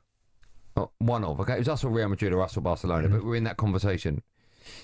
Now, United fans, this is what they don't understand. United fans don't care about a shiny new stadium. The one we've got already, for us, is good enough. It needs a bit of a mop of paint. It needs to be fixed up, and the roof needs to be fixed. But spend the money on the players. Let's get the squad right. And I just think that there's so much money now in football, and everyone's so insistent on getting your own beer into the club stadium, right? And getting the food right, and getting a 5-course meal and a Michelin-starred chef in, and that everyone's who makes a decision, they've sort of forgot about what's most important to the football club, and that is the football team. Yeah, but I think, as you said there, it's certainly about generating more money, making that the Wembley of the North. But United makes money. I get that, but they've got to find a way to take the club forward. They feel like that new stadium. Maybe the O'Shea and O'Kane, I was looking at it thinking maybe that's the Irish connection. Maybe there's some kind of Irish connection. They're both Irish internationals, so maybe that's why they put them on the back of the shirts. Why? I don't know, but I'm just spitballing. But it's what it is. I didn't like when Arsenal left Highbury. I loved Highbury, but I understand why they had to go to the Emirates because of the fan base. It needs to be bigger. I get all of that, and it's just the time that I think the days of. We've spoke about before. I think the days of my granddad used to sit in that seat and his grandfather before him. Them days are going now. Like the average man can't afford to go to football. It's so expensive you're right. now. But I don't know if football fans want a new stadium. Like you are Spurs fans, right? And they'll probably be split. And I reckon the split is going to be on the age. So my guess would be anyone over the age of 40 would prefer the old stadium. Yeah. And anyone that's maybe 15, 20, 25, like sort of mod cons, they probably prefer the newer stadium. What stadium do you prefer from Arsenal's perspective? I mean, I loved Highbury because it had all the history there. Obviously, that's where the league titles are. That's where the bulk of the Arsenal's history is in that Emirates Stadium. You haven't won a league trophy in this stadium? We haven't, no. But I used to love the Highbury, but I understand why they had to move to the Emirates. I'm not...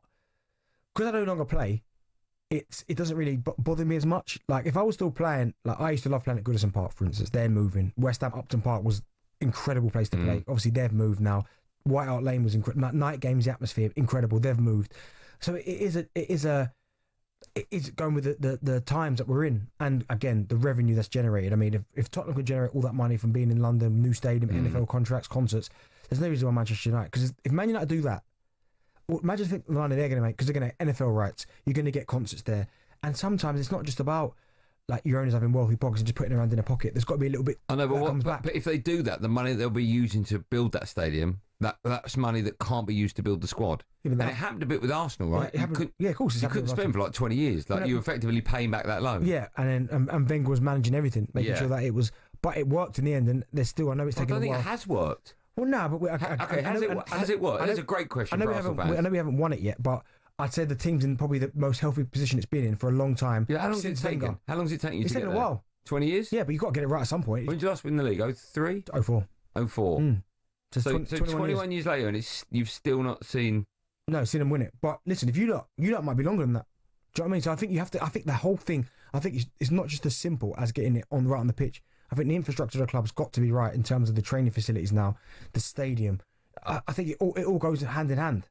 Like I know you can look at Spurs, but Spurs have had this new stadium for a couple of seasons now, a few years now, new training ground and stuff. I know they've won a Premier League, but they've won a trophy. So the infrastructure's there, so they've won something. So they've got something to now show for it. It's a good argument to have. Yeah. I mean, you could, yes, okay. I'm not sure that Spurs won the Europa League because they've got a new stadium and infrastructure. No, but my point is that like, they're in the new stadium now. They've got a new training ground, and they have won something. I know it's maybe a few years later, but still, their training ground's incredible. All the mod cons, everything. Yeah, but who wants them? The players. You want to see the best product, right? I do want to see the best product. Exactly. But when you go to a football match, do you? And I'm asking this question. It's not rhetorical, but do you want great food? Do you want to sit there and have a wonderful meal? Do you care that like Spurs have got their own brewery? Does all of that make a difference? Some people do. Some people really care about that. Because what one of the things clubs are desperate for is to get the fans into the stadium earlier. Yeah. So usually fans get to the ground at whatever time, meet in the pub, and grounds are missing out on all that money. Yeah. So they want to get you and entice you in as early as possible. So get the pubs inside the stadium, the food. And so I understand why it's done, right? Mm-hmm. I just don't know whether the club become better on the field with all that money that the new stadium brings. Yeah. I mean, where's the argument to say that is the case, right? If you're going to have to suffer... If you're going to have to suffer short term for long term success in terms of the new stadium, then what's... Okay. Spurs got a new stadium, won trophy since they've been there. Yeah. Arsenal got a new stadium. Yeah, fair few FA Cups in there. Yeah, but you haven't won the league. No, but quite a few trophies. West Ham got a new stadium. Won something. Won the conference, but... Still, won something. So, are you saying that new stadium equals more success? I'm not saying it equals more success, but I think having the best infrastructure at any football club will help with success. Okay, but teams that don't have Man City have moved to that stadium. And look at them. I know, but you can't attribute Man City's success to that stadium. You just can't. Yeah, of course you can. But look what about the training facilities that he's moved, Pep? They've moved to that new stadium now. All of a sudden, they've won countless trophies. So it plays its part. Chelsea. Would Chelsea become a better team because they're desperate, or the owner's desperate to move? Yeah, right? but they've been there since my dad was a kid. No, I know, but would Chelsea go to the next level? Right? If they can't really sell because of the pitch owners, but if Todd Bowley bought up a site, which he's desperate to do, like Battersea or whatever, and they moved to a brand new 80,000 seats, would Chelsea become the next level team? Who knows? I can't answer that till they get there. But do you think they would? Do you think that's the difference? Well, I just think infrastructure at football clubs is important. Like, it's not just simple as spend the money on the players on the pitch and they'll win something. I think the whole... Do you not? No, I think it's top to bottom. The infrastructure's got to be right. Okay. Let's take calls in it. I want to hear from football fans of all ages, right? If you're at a new club, Spurs, I'll take Arsenal in there. I can include West Ham as well. If you're young or old, I'd love to get your view on whether or not you like the new stadium and you think it needed to happen. And also, if there is a link between new stadium, new training facilities and success, and United fans, do you want that new trophy? That new stadium, sorry. Which hopefully will bring in a lot of new trophies. 03717 22 33 Lots to discuss. Can't wait for this one.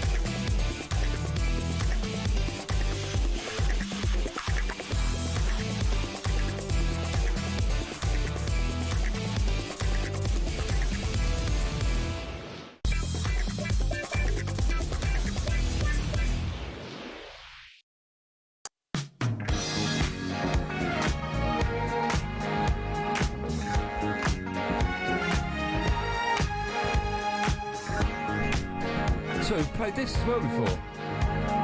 Jack. Wait, I'll be honest with you. Jack is having an absolute mare today. Jack, where's Michael Jackson at? He's played this before. I know, because you said to me, who walking I know, with that's this? right. Why is that funny, Jack? Funny how? Like, because you're a clown? Do I amuse you? Idiot. Ladies and gentlemen, talkSPORT with me, Andy Goldstein Darren Bent at Motorpoint. Thousands of cars, all unbeatable prices guaranteed.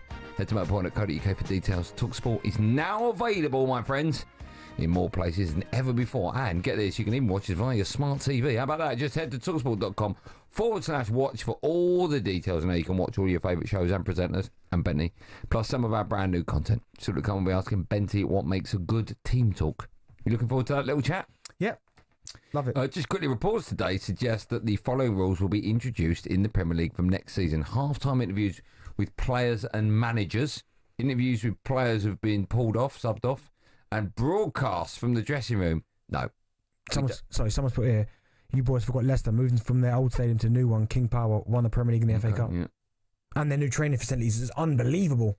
Yeah. I mean, I've asked you a question that's nothing to do with that. You should have waited. Yeah, okay. Do you want to answer it or not? No. You don't even remember what I asked you, do you? Well, do you remember what I asked you? Yeah. What? Is it important? Is what important? The team talk and dressing room. No, that's not what I said. Half-time interviews with players and managers, interviews with players who got subbed off and broadcast from the dressing room. Yeah, it's a bit bizarre. I mean, I'm here for it, but it was only a matter of time, wasn't it? When you start don't want that. I know We you don't want that. Again, I think you're stuck in a stone age now. Who, me? Yes, you. I think football just constantly. It's moving, but you know what it is? All access means more money. No, I'll tell you what it is, right? I'll be the player that you're interviewing at half time. You ask me the questions. Okay, what's happened to you? What's the scenario? Who are you? I'm me. No, but it's 0-0. Yep. And Man United against Arsenal. No, if you just come on, you come off because you just read that out.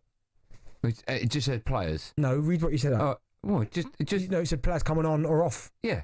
So if you come on or you come off. I've come off. Okay. Okay, it's half time. You're working for TNT, or no, you're working for talkSPORT. This is the problem that you'll have. Go. Right, you've just come off. No, I'm not going to start with that. I'm going to say to you, first off, you're drawing 0-0 Manchester United, you've just come off. What are your thoughts? Oh, tough game, always tough. Good opponents, it's real tough games. How disappointed are you to come off now, though? Well, I thought you could have maybe had an impact in the second half. Oh, well, I'm never happy to come off, but it's a team game, and hopefully we can get the right result in the second half. Okay, cool. And what do you make of your performance first half? All right, it's tough out there. It's a real tough game, but the manager makes decisions. That's what he's paid for, and anything he does is good for me. Just for the record, I thought you was appalling, and I'm glad you came off. So okay. I hope you get the sack. Yeah. I much prefer Goldstein. But that's it. Yeah. That's it. Yeah. That's it. What you're going to get. You're not going to learn anything. It'll just be another. It'll be like it's more American sport than ever before. They've been in the locker room before. So I've called it locker room. It's not even a dressing room. The weird part about it though as well is that if you come off at half time, you're going to be raging anyway. Yeah. So you're not going to be happy with that. But the question will be, do you think you should have been substituted? That's it. All access, though. I like all access. No, mate. Because you love American sport. I bet you in our lifetime, right, at some stage they'll do away with a draw. I hope not. Telling you. And I bet you in our lifetime, you won't have teams relegated. It's all going to change. Like, how many owners are American now? Oh, no, you'd have relegation. I don't think you will, the football pyramid. Too much money. The football pyramid collapses if that's the case. Well, it doesn't in America, does it? Because there is no football pyramid. You go from college to the pros. No, but I'm saying no one gets relegated. Yeah, but there's no pyramid. We go from grassroots upwards. They ain't got that. But no one gets relegated. No. Yeah, but the pyramid doesn't fall down because there is no pyramid. I know. That's what will happen in English football. No, it won't because There'll there's be a too much- pyramid. Well, they tried to do that a few years back, no, with the Super Exactly, League. and that was the problem. It completely kills grassroots upwards. Football's going that way, mate. We're all doomed. Jim's a Bournemouth fan. Hello, Jim. Hi, you all right? I'm good, man. How are you? Yeah, not too bad, yeah. First time caller. Oh, cool. Okay. We've been talking about stadiums and whether or not new and old fans want new ones and whether or not they bring success. What's your view on them? Well, as I say, we've been looking for a new stadium for years. We've only, can get 11,000 in our stadium. Mm. The problem is for a lot of fans, you can't actually get in because you have to get points and you have to get, and a lot of people could get tickets and season tickets, but they can't because, the access is what it is. And I'm not saying that. How would you feel, Jim, if Bournemouth got a new stadium? Oh, it'd be amazing because then people like me could actually get a ticket and go and watch them. That's the thing about Bournemouth, because great football club, but they need.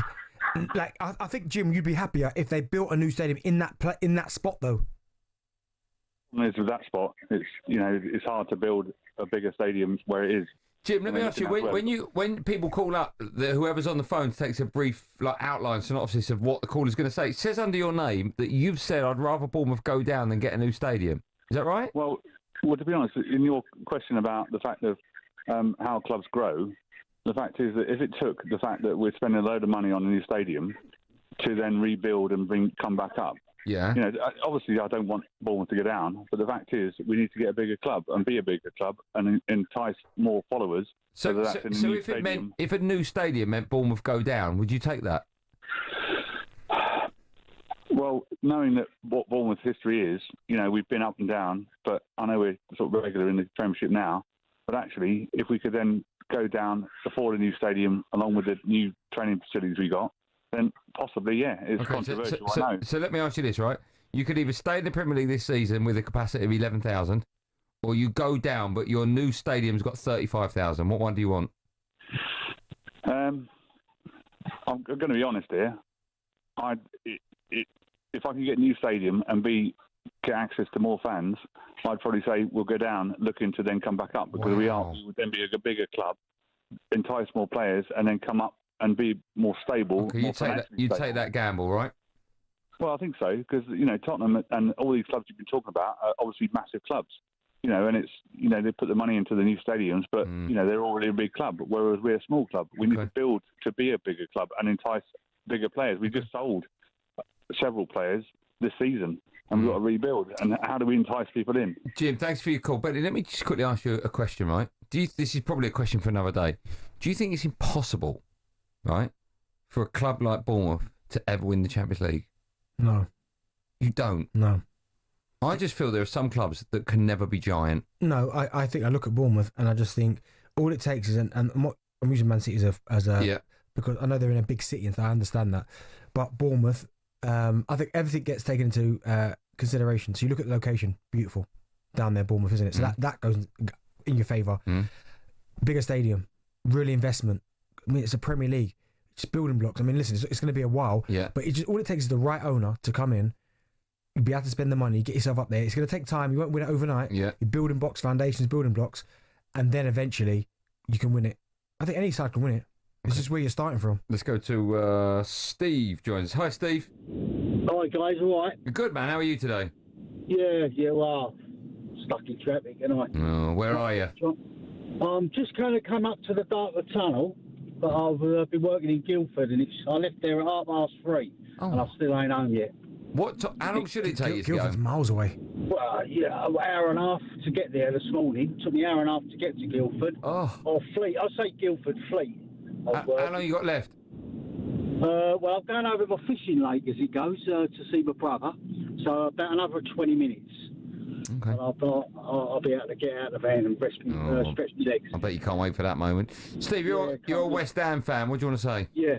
I think West Ham, when they moved to the London Stadium, I think it's the best thing they've ever done, mate, to be fair. Wow. Why? Honestly, well, we've always been a selling club, and we still are to the point. Like, we still let a few players go here and there. Obviously, Kudos looks like he's going to be on his way out, but Ever since we've moved into that stadium, obviously we're getting like 60,000 every week when we play at home. We're buying players for 40, 50 million pound now. We never had that when we was at Upton Park. It was never like that, like, you know. And the other thing that Darren was saying earlier on, about Man City moving into their ground, like, you know. I personally don't think Manchester City are a big club, mate. They're a very rich club and they're a very good club. But when it comes to it, mate, they can't even fill the stadium up with what they've got, like, you know. I think it's a bit pathetic, like people going on about City, like, you know, going. Okay. I mean, I get where Steve's coming from with the big club compared Man to City, others. big club. They are a big club, though. They have to be. Like they sit agree. they sit at the top table. Like Of course they do. Champions League, endless Premier League titles as well. And if any top player around the world is up, they're in the market for them. Do you know what I mean? So they're a big club. Maybe the fan base isn't quite like other clubs. Maybe they're not as not yet. Not even so much as passionate, because that's not fair. But I mean, I've been to Etihad a fair few times, and I've seen it rammed in there. So Oh yeah, of course we know that. But that's because in early rounds of Champions League football there've been a lot of empty seats. Maybe, but that's the same at any ground. Yeah, I know it is, yeah. Still to come, we'll be asking Benty what makes a great team. Talk first, it's time for the last no Googling of the day. Earlier on, we asked you the fastest goal scored by a Premier League player on their debut. We want to know what is the fastest booking in Premier League history, and who was it? The answer to that and more is coming up live on Drive talkSPORT after this.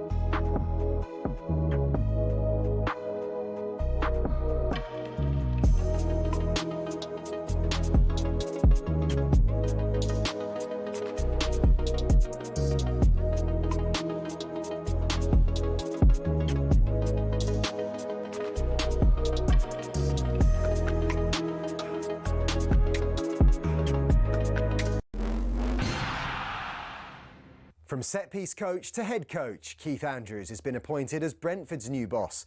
The former Republic of Ireland international was part of the backroom team under Thomas Frank. It marks Andrews' first role as a head coach. Elsewhere, bosses at Leicester have thanked Ruud van Nistelrooy for his dedication and hard work after he left the King Power by mutual consent. He led the club to their second Premier League relegation in 3 seasons, but strange timing perhaps. It's a shambles what Leicester are doing. The lads are back on Monday. No one knows what's happening. We were thinking, would they wait until July the 1st, because of PSR problems, and they've done it now. Preparations continue for the Lions opening game on Australian soil when they take on the Western Force in Perth tomorrow. Assistant coach John Fogarty says they just can't wait. We've had 3 good days training. Everyone wants to get this tour on Australian soil going. So, yeah, it's been really, really exciting, for the group that's going to go out there. And the draw for Wimbledon has been made. Jack Draper will take on Sebastian Baez. He's also in the same half of the draw as Novak Djokovic. If he gets through, then it's Marin Cilic in the second round. We know what he's capable of, albeit he's 36 years of age. Bublik in the third round. And Bublik, who beat Draper at the French Open, he won that big title in Halle a couple of weeks ago. So it's actually a pretty tough draw for Draper. Meanwhile, Emma Raducanu will take on British teenage wildcard Mimi Zhu. There's more at talkSPORT.com.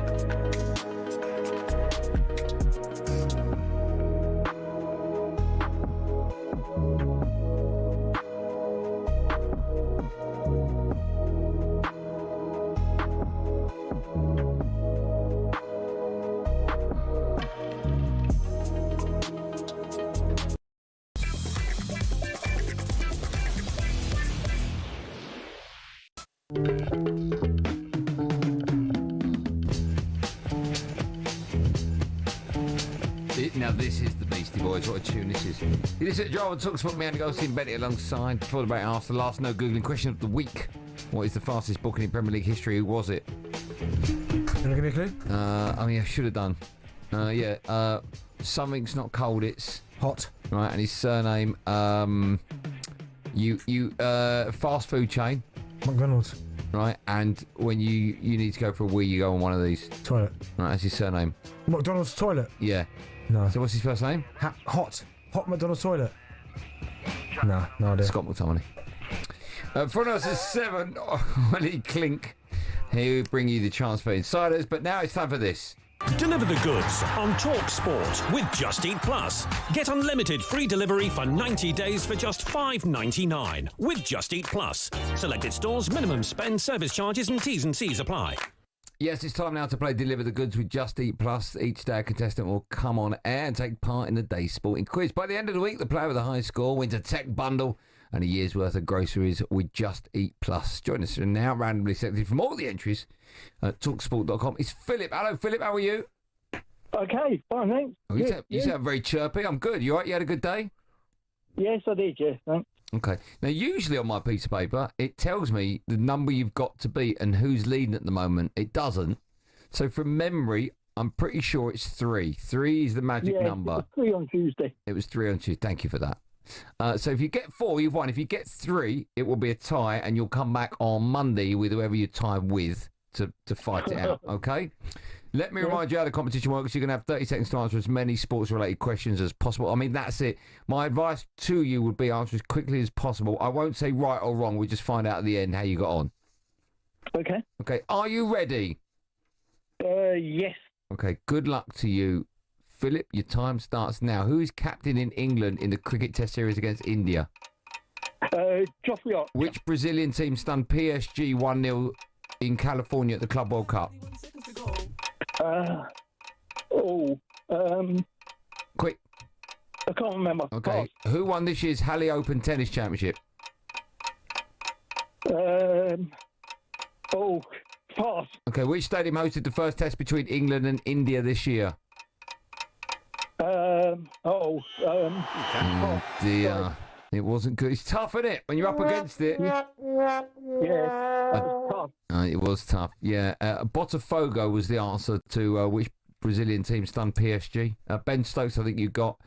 Alexander Bublik was the name of the winner of the Halle Open Tennis, and Headingley was the answer to England against India. I know, it's easy when I give you the answers now, right, when there's no time on you, but it's tough when you're under the cosh. Phil, thanks for coming on. Never mind, but thanks for coming on. Thank you. Thanks very much. Thanks. Have a good day. Thanks, man. You too. There you go. I don't even know it was yesterday who's got the 3 or the day before. Monday. Annoyingly, should have it written on this piece of paper. It doesn't. Whoever it was, well done to you, because you've got a tech bundle with a year's worth of groceries with our friends at Just Eat Plus. That was Deliver the Goods with Just Eat Plus. Get a free delivery for 90 days. Deliver the goods on talkSPORT with Just Eat Plus. Get unlimited free delivery for 90 days for just $5.99 with Just Eat Plus. Selected stores, minimum spend, service charges and T's and C's apply. Now, as we mentioned earlier, Leicester have finally confirmed that manager Ruud van Nistelrooy has left the club by mutual agreement following their relegation from the Premier League. One manager who's been linked to that job is former Everton and Burnley gaffer Sean Dyche. He joined Johnny Owen on talkSPORT last weekend and explained how he approaches a team talk. You're not a big shouter and things. No, not really. It's not your thing, not is it? how you imagine. No. Or people think. Yeah. No, I think, the art of a team talk can be varied. I think sometimes it's tactical reminders and you just go on that. Sometimes it's an emotional one when you go on the trying to get into the psyche of a player. I want to talk to you about team talks, right? Because obviously a load of people listening to this have never sat in a dressing room, obviously. The people like yourself that have played at the highest level understand exactly what goes into a team talk, a good team talk before and even half-time as well. You all right? Yep. And even half-time as well. Was there one particular... I mean, there's so many questions. Was there one particular manager who could G you up for a game because of his team talk? Not how he was with you in the week, not how he was with you when you walked into that dressing room, but when you sat down before a game and there was 15 minutes before that bell sounded. Not really, it's more the captains. I mean... Really? You get a few managers, but I can't think of one throughout my career where... And you remember, I played a lot of games, so there's a lot of talks in there. Of So course. to think of one... Okay. Well, team talks are always different. Yeah, always. They were always different. Actually, it depends, because if we're on a good run, playing really well, winning games, yeah, the manager might just go, listen, difficult test today, but same as last week, the fundamentals, make sure you do the fundamentals right, do the basics, easy option, make the right decisions. I mean, these words come out quite a lot. Do you know what I mean? For me, being a striker, make yourself available, get your movement going, getting behind, do you know what I mean? Make sure you hit the target. I mean, it was very rare a manager had to say to me in terms of a finish, but just like little tweaks here and there about where to be on the pitch. But on the whole, I wouldn't say they're the same, but the same words would come out. They just deliver them differently. And what's the team talk like at half time? Is it all dependent on how the first half goes? Yeah, if we're flying, then they'd be like, listen, same as the first half, brilliant, like, love the way you did this, Bentley, great finish, great goal, or keep making yourself available, keep getting them behind, keep stretching the play. Obviously, if you've had a torrid though, my goodness. You told me once about Roy Keane, who was number 2 at Villa. Yeah, that was after the game. So who was the manager? Paul Lambert. So he did a little warm-up, and then Roy just come and just both barrels blasting us to pieces. How long was that for? About an hour and a half. Were you scared of Roy Keane? Well, not scared of him. You're not scared of anyone. But he's one of those managers where you're not necessarily scared, but everyone's eyes were down facing the floor because... Like at school, when the school teacher's looking for someone to pick on. Because like one of them, if you look up and he catches your eye, then you're getting it. But did he do that? Yeah, a little bit, Did he catch the eye of someone and go, right? Yeah, but I can't remember who it was. But I remember Ron Vlaar was the captain at the time. He wasn't there because he was out with a calf strain. But he'd been out with a calf strain for about, I want to say, a month. Is that a long time for a calf strain? Well, I've never had one, so I wouldn't really know. Okay. But I remember him going ballistic, saying, how can someone be out of a calf strain? Like, how... Was he there, Ron Vlaar? No, he wasn't even there. Okay, right. And he's like, yeah. He talked about too many people drinking Lucozade, too many people getting massages, Robs. Like, what, in this meeting, we played QPR away. I think we got beat 2-0 or 2-1. I can't remember the score, but Charlie Austin scored both, by the way. Two great goals. We just come in at the end of the game, man, and he just lost it. But he just talked about people getting too many massages, the poor physios having to carry massage beds everywhere because people want rubs all the time. Too many people drinking Lucozade. Like, why are you drinking so much Lucozade? You don't need to. Anything you can think of to cover, he blasted us to pieces. To the point where you'd have family members waiting outside the stadium. So after the game finishes, you shower, you go and see family members, get back on the coach, you go back to Birmingham and they go to wherever they live. My family's gone. Because my dad was just like, even though he lives in London, he was just like... You can't text him going, I'm going to be out for 20 minutes. No. We didn't know it was going to be 20 minutes. How long was it for? About an hour and a half. After the game? After the game. And usually it's 10 minutes? So it depends on the result. The Roy Keane that I see on the telly, Is that the same Roy Keane? Have I ever seen the Roy Keane you're talking about? I'm sure you would. Look, the angry one. Yeah. You would have seen that. But the one you see on the TV now, I mean, he was like that laughably, bubbly. But I think with Roy, he had standards which I understand and morals and the way certain things should be. So, for an example, if he walked into the boot room when we're getting our boots ready to go out to training and no one said morning to him, he didn't like that. So he didn't like that at all. And I can understand that. Like, if people said morning, Roy, fine, no problem whatsoever. But if he almost like he walked in and I'm not picking on them, but we had quite a few French players at the time. So like we had Nzogbia, or people that could speak French. You had Nzogbia, Benteke, I can't remember who else it was. Say there was 5 or 6 of the guys, right? If Roy walked in and they were in there and they were talking in French, different language, and they still didn't say morning to him, he didn't like that. He didn't like that one bit. And again, I can kind of understand that. So yeah. It was, but no, he was fine. Do you have more respect? Do footballers have more respect for getting a team talk from someone like Roy Keane, who's won everything? Yeah. Than who's the manager, Lambert? Yeah. Than someone like Lambert. I mean, he won the Champions League. I know he did. Yeah, I know that always comes back. Never let us forget it. Really? Did he mention it? All the time. Well, I would as well. What, in team talks? Not in team talks, but like on the training ground, he might say, "Oh, yeah, I remember that. Yeah, I did the similar in the Champions League final." But do you have more respect for a manager that's won everything than one that hasn't? Okay, if you've got who's the best strike coach you've ever had? Never had a striking coach. Okay, who's the best? Have you ever had a manager that's been a striker? No. Right. I might have done actually. Okay, have you ever had a manager that's not been a player? All of us. We have to go through this because obviously, George Burley played. I just need one, right? Right. Kirbishley played. Joe Royle. Right. Oh, there you go. Manager, striker, Joe Royle. But he played. Oh, okay. Striker, right? But I got Joe. That's why I forgot I had him at the start. Okay. Where was that? At Ipswich. Yeah. Okay. So he came off the George. So let me ask you this: Do you listen more to a player that has played your game, striker? More if someone he says, "Benny, you're doing this wrong. You're doing that wrong." Will you listen more to him than if someone has been like a defender, failed defender, but a good manager? Does that make a difference? No, but like not so much in terms of a big difference, but there'll be certain scenarios where Joe might pull me and say, "Listen, in this scenario, you'd be better off doing this," because he was an unbelievable striker, wasn't he? Joe Royle for City and Everton, was it? Right? But completely different games. So I was obviously quick, trying to run in behind. He was more aerial, big, powerful centre forward. Yeah. But of course, scoring goals is the exact same. So you'd say certain positions on the pitch where you might get a little bit of joy if the ball's in this area. If they're going to cross it, maybe get yourself in this position. So in that regard, it does help. But then also as well, I had someone like Gary McAllister, who was obviously a midfield player, Villa. Did you? Right. And with some of the creative players we had, he'd come and speak to me and he'd say stuff like, "You know what, Benny, if you get yourself in this position, the midfield player should be able to find you with this pass, because this is what I would do in this scenario. If someone rolls me the ball here, he shouldn't even have to look. He should just clip it in that area and you should be there." So he saw it from a different perspective as well. Do you know what I mean? Yeah. He was good, Gary McAllister, in terms of his technique. Oh my God, he was an unbelievable player.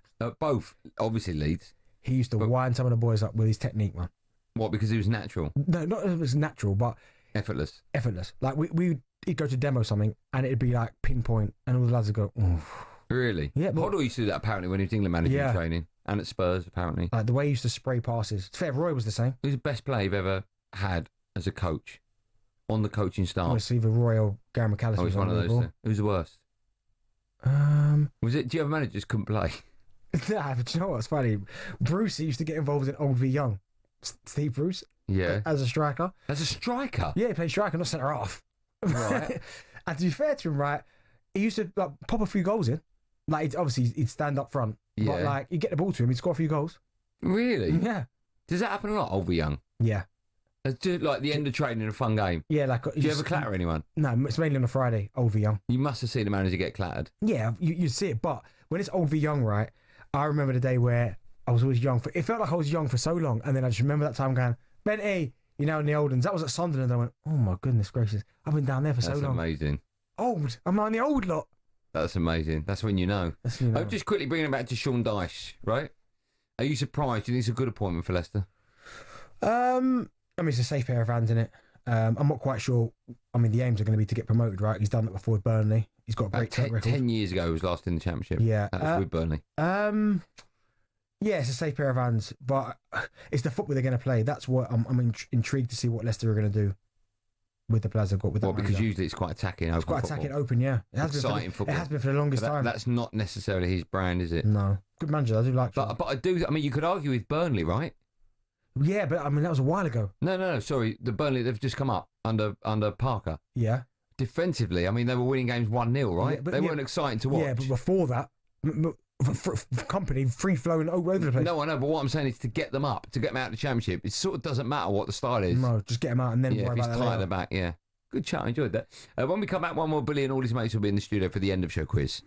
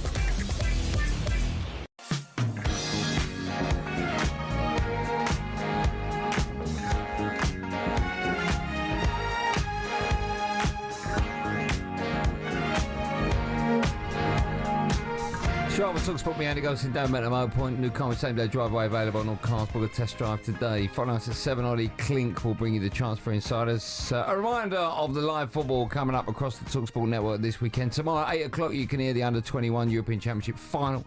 England take on Germany live right here on talkSPORT. And of course, also tomorrow over on talkSPORT 2 from 9 you can hear Chelsea against Benfica in the last 16 of the Club World Cup. Well, Billy's in the studio, right, Bill? Evening. You've got a jumper on, I see, the heat.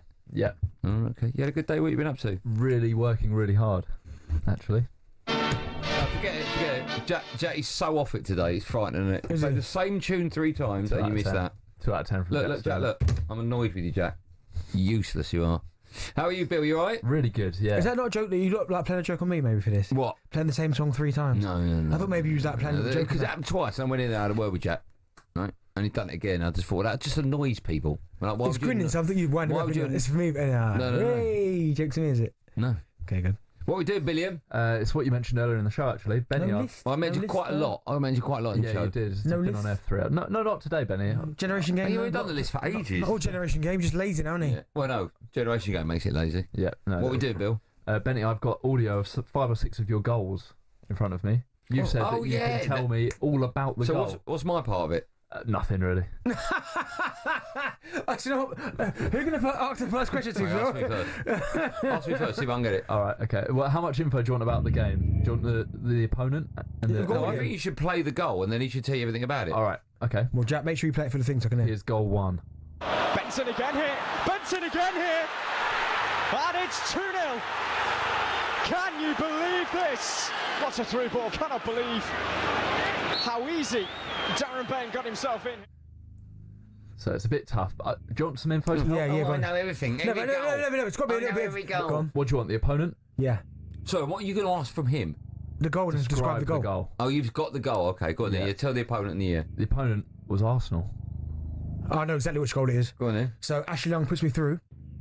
I break the offside trap at the Emirates. Keeper comes out and I rolled it through his legs. Yeah. And that made it 2-0. So sad. It was your second of the game. Second. What minutes did you score in? Early doors, man. So it was like, I think the first one was maybe 10 and the second one was like 17 maybe. 11 and 15. That's unbelievable. What were you wearing? It was the purpley black Villa kit. Black Villa kit. Unbelievable. Yeah. I'm excited. I can even tell the celebration. Run to the corner. Quick, go on to the next one. Next goal.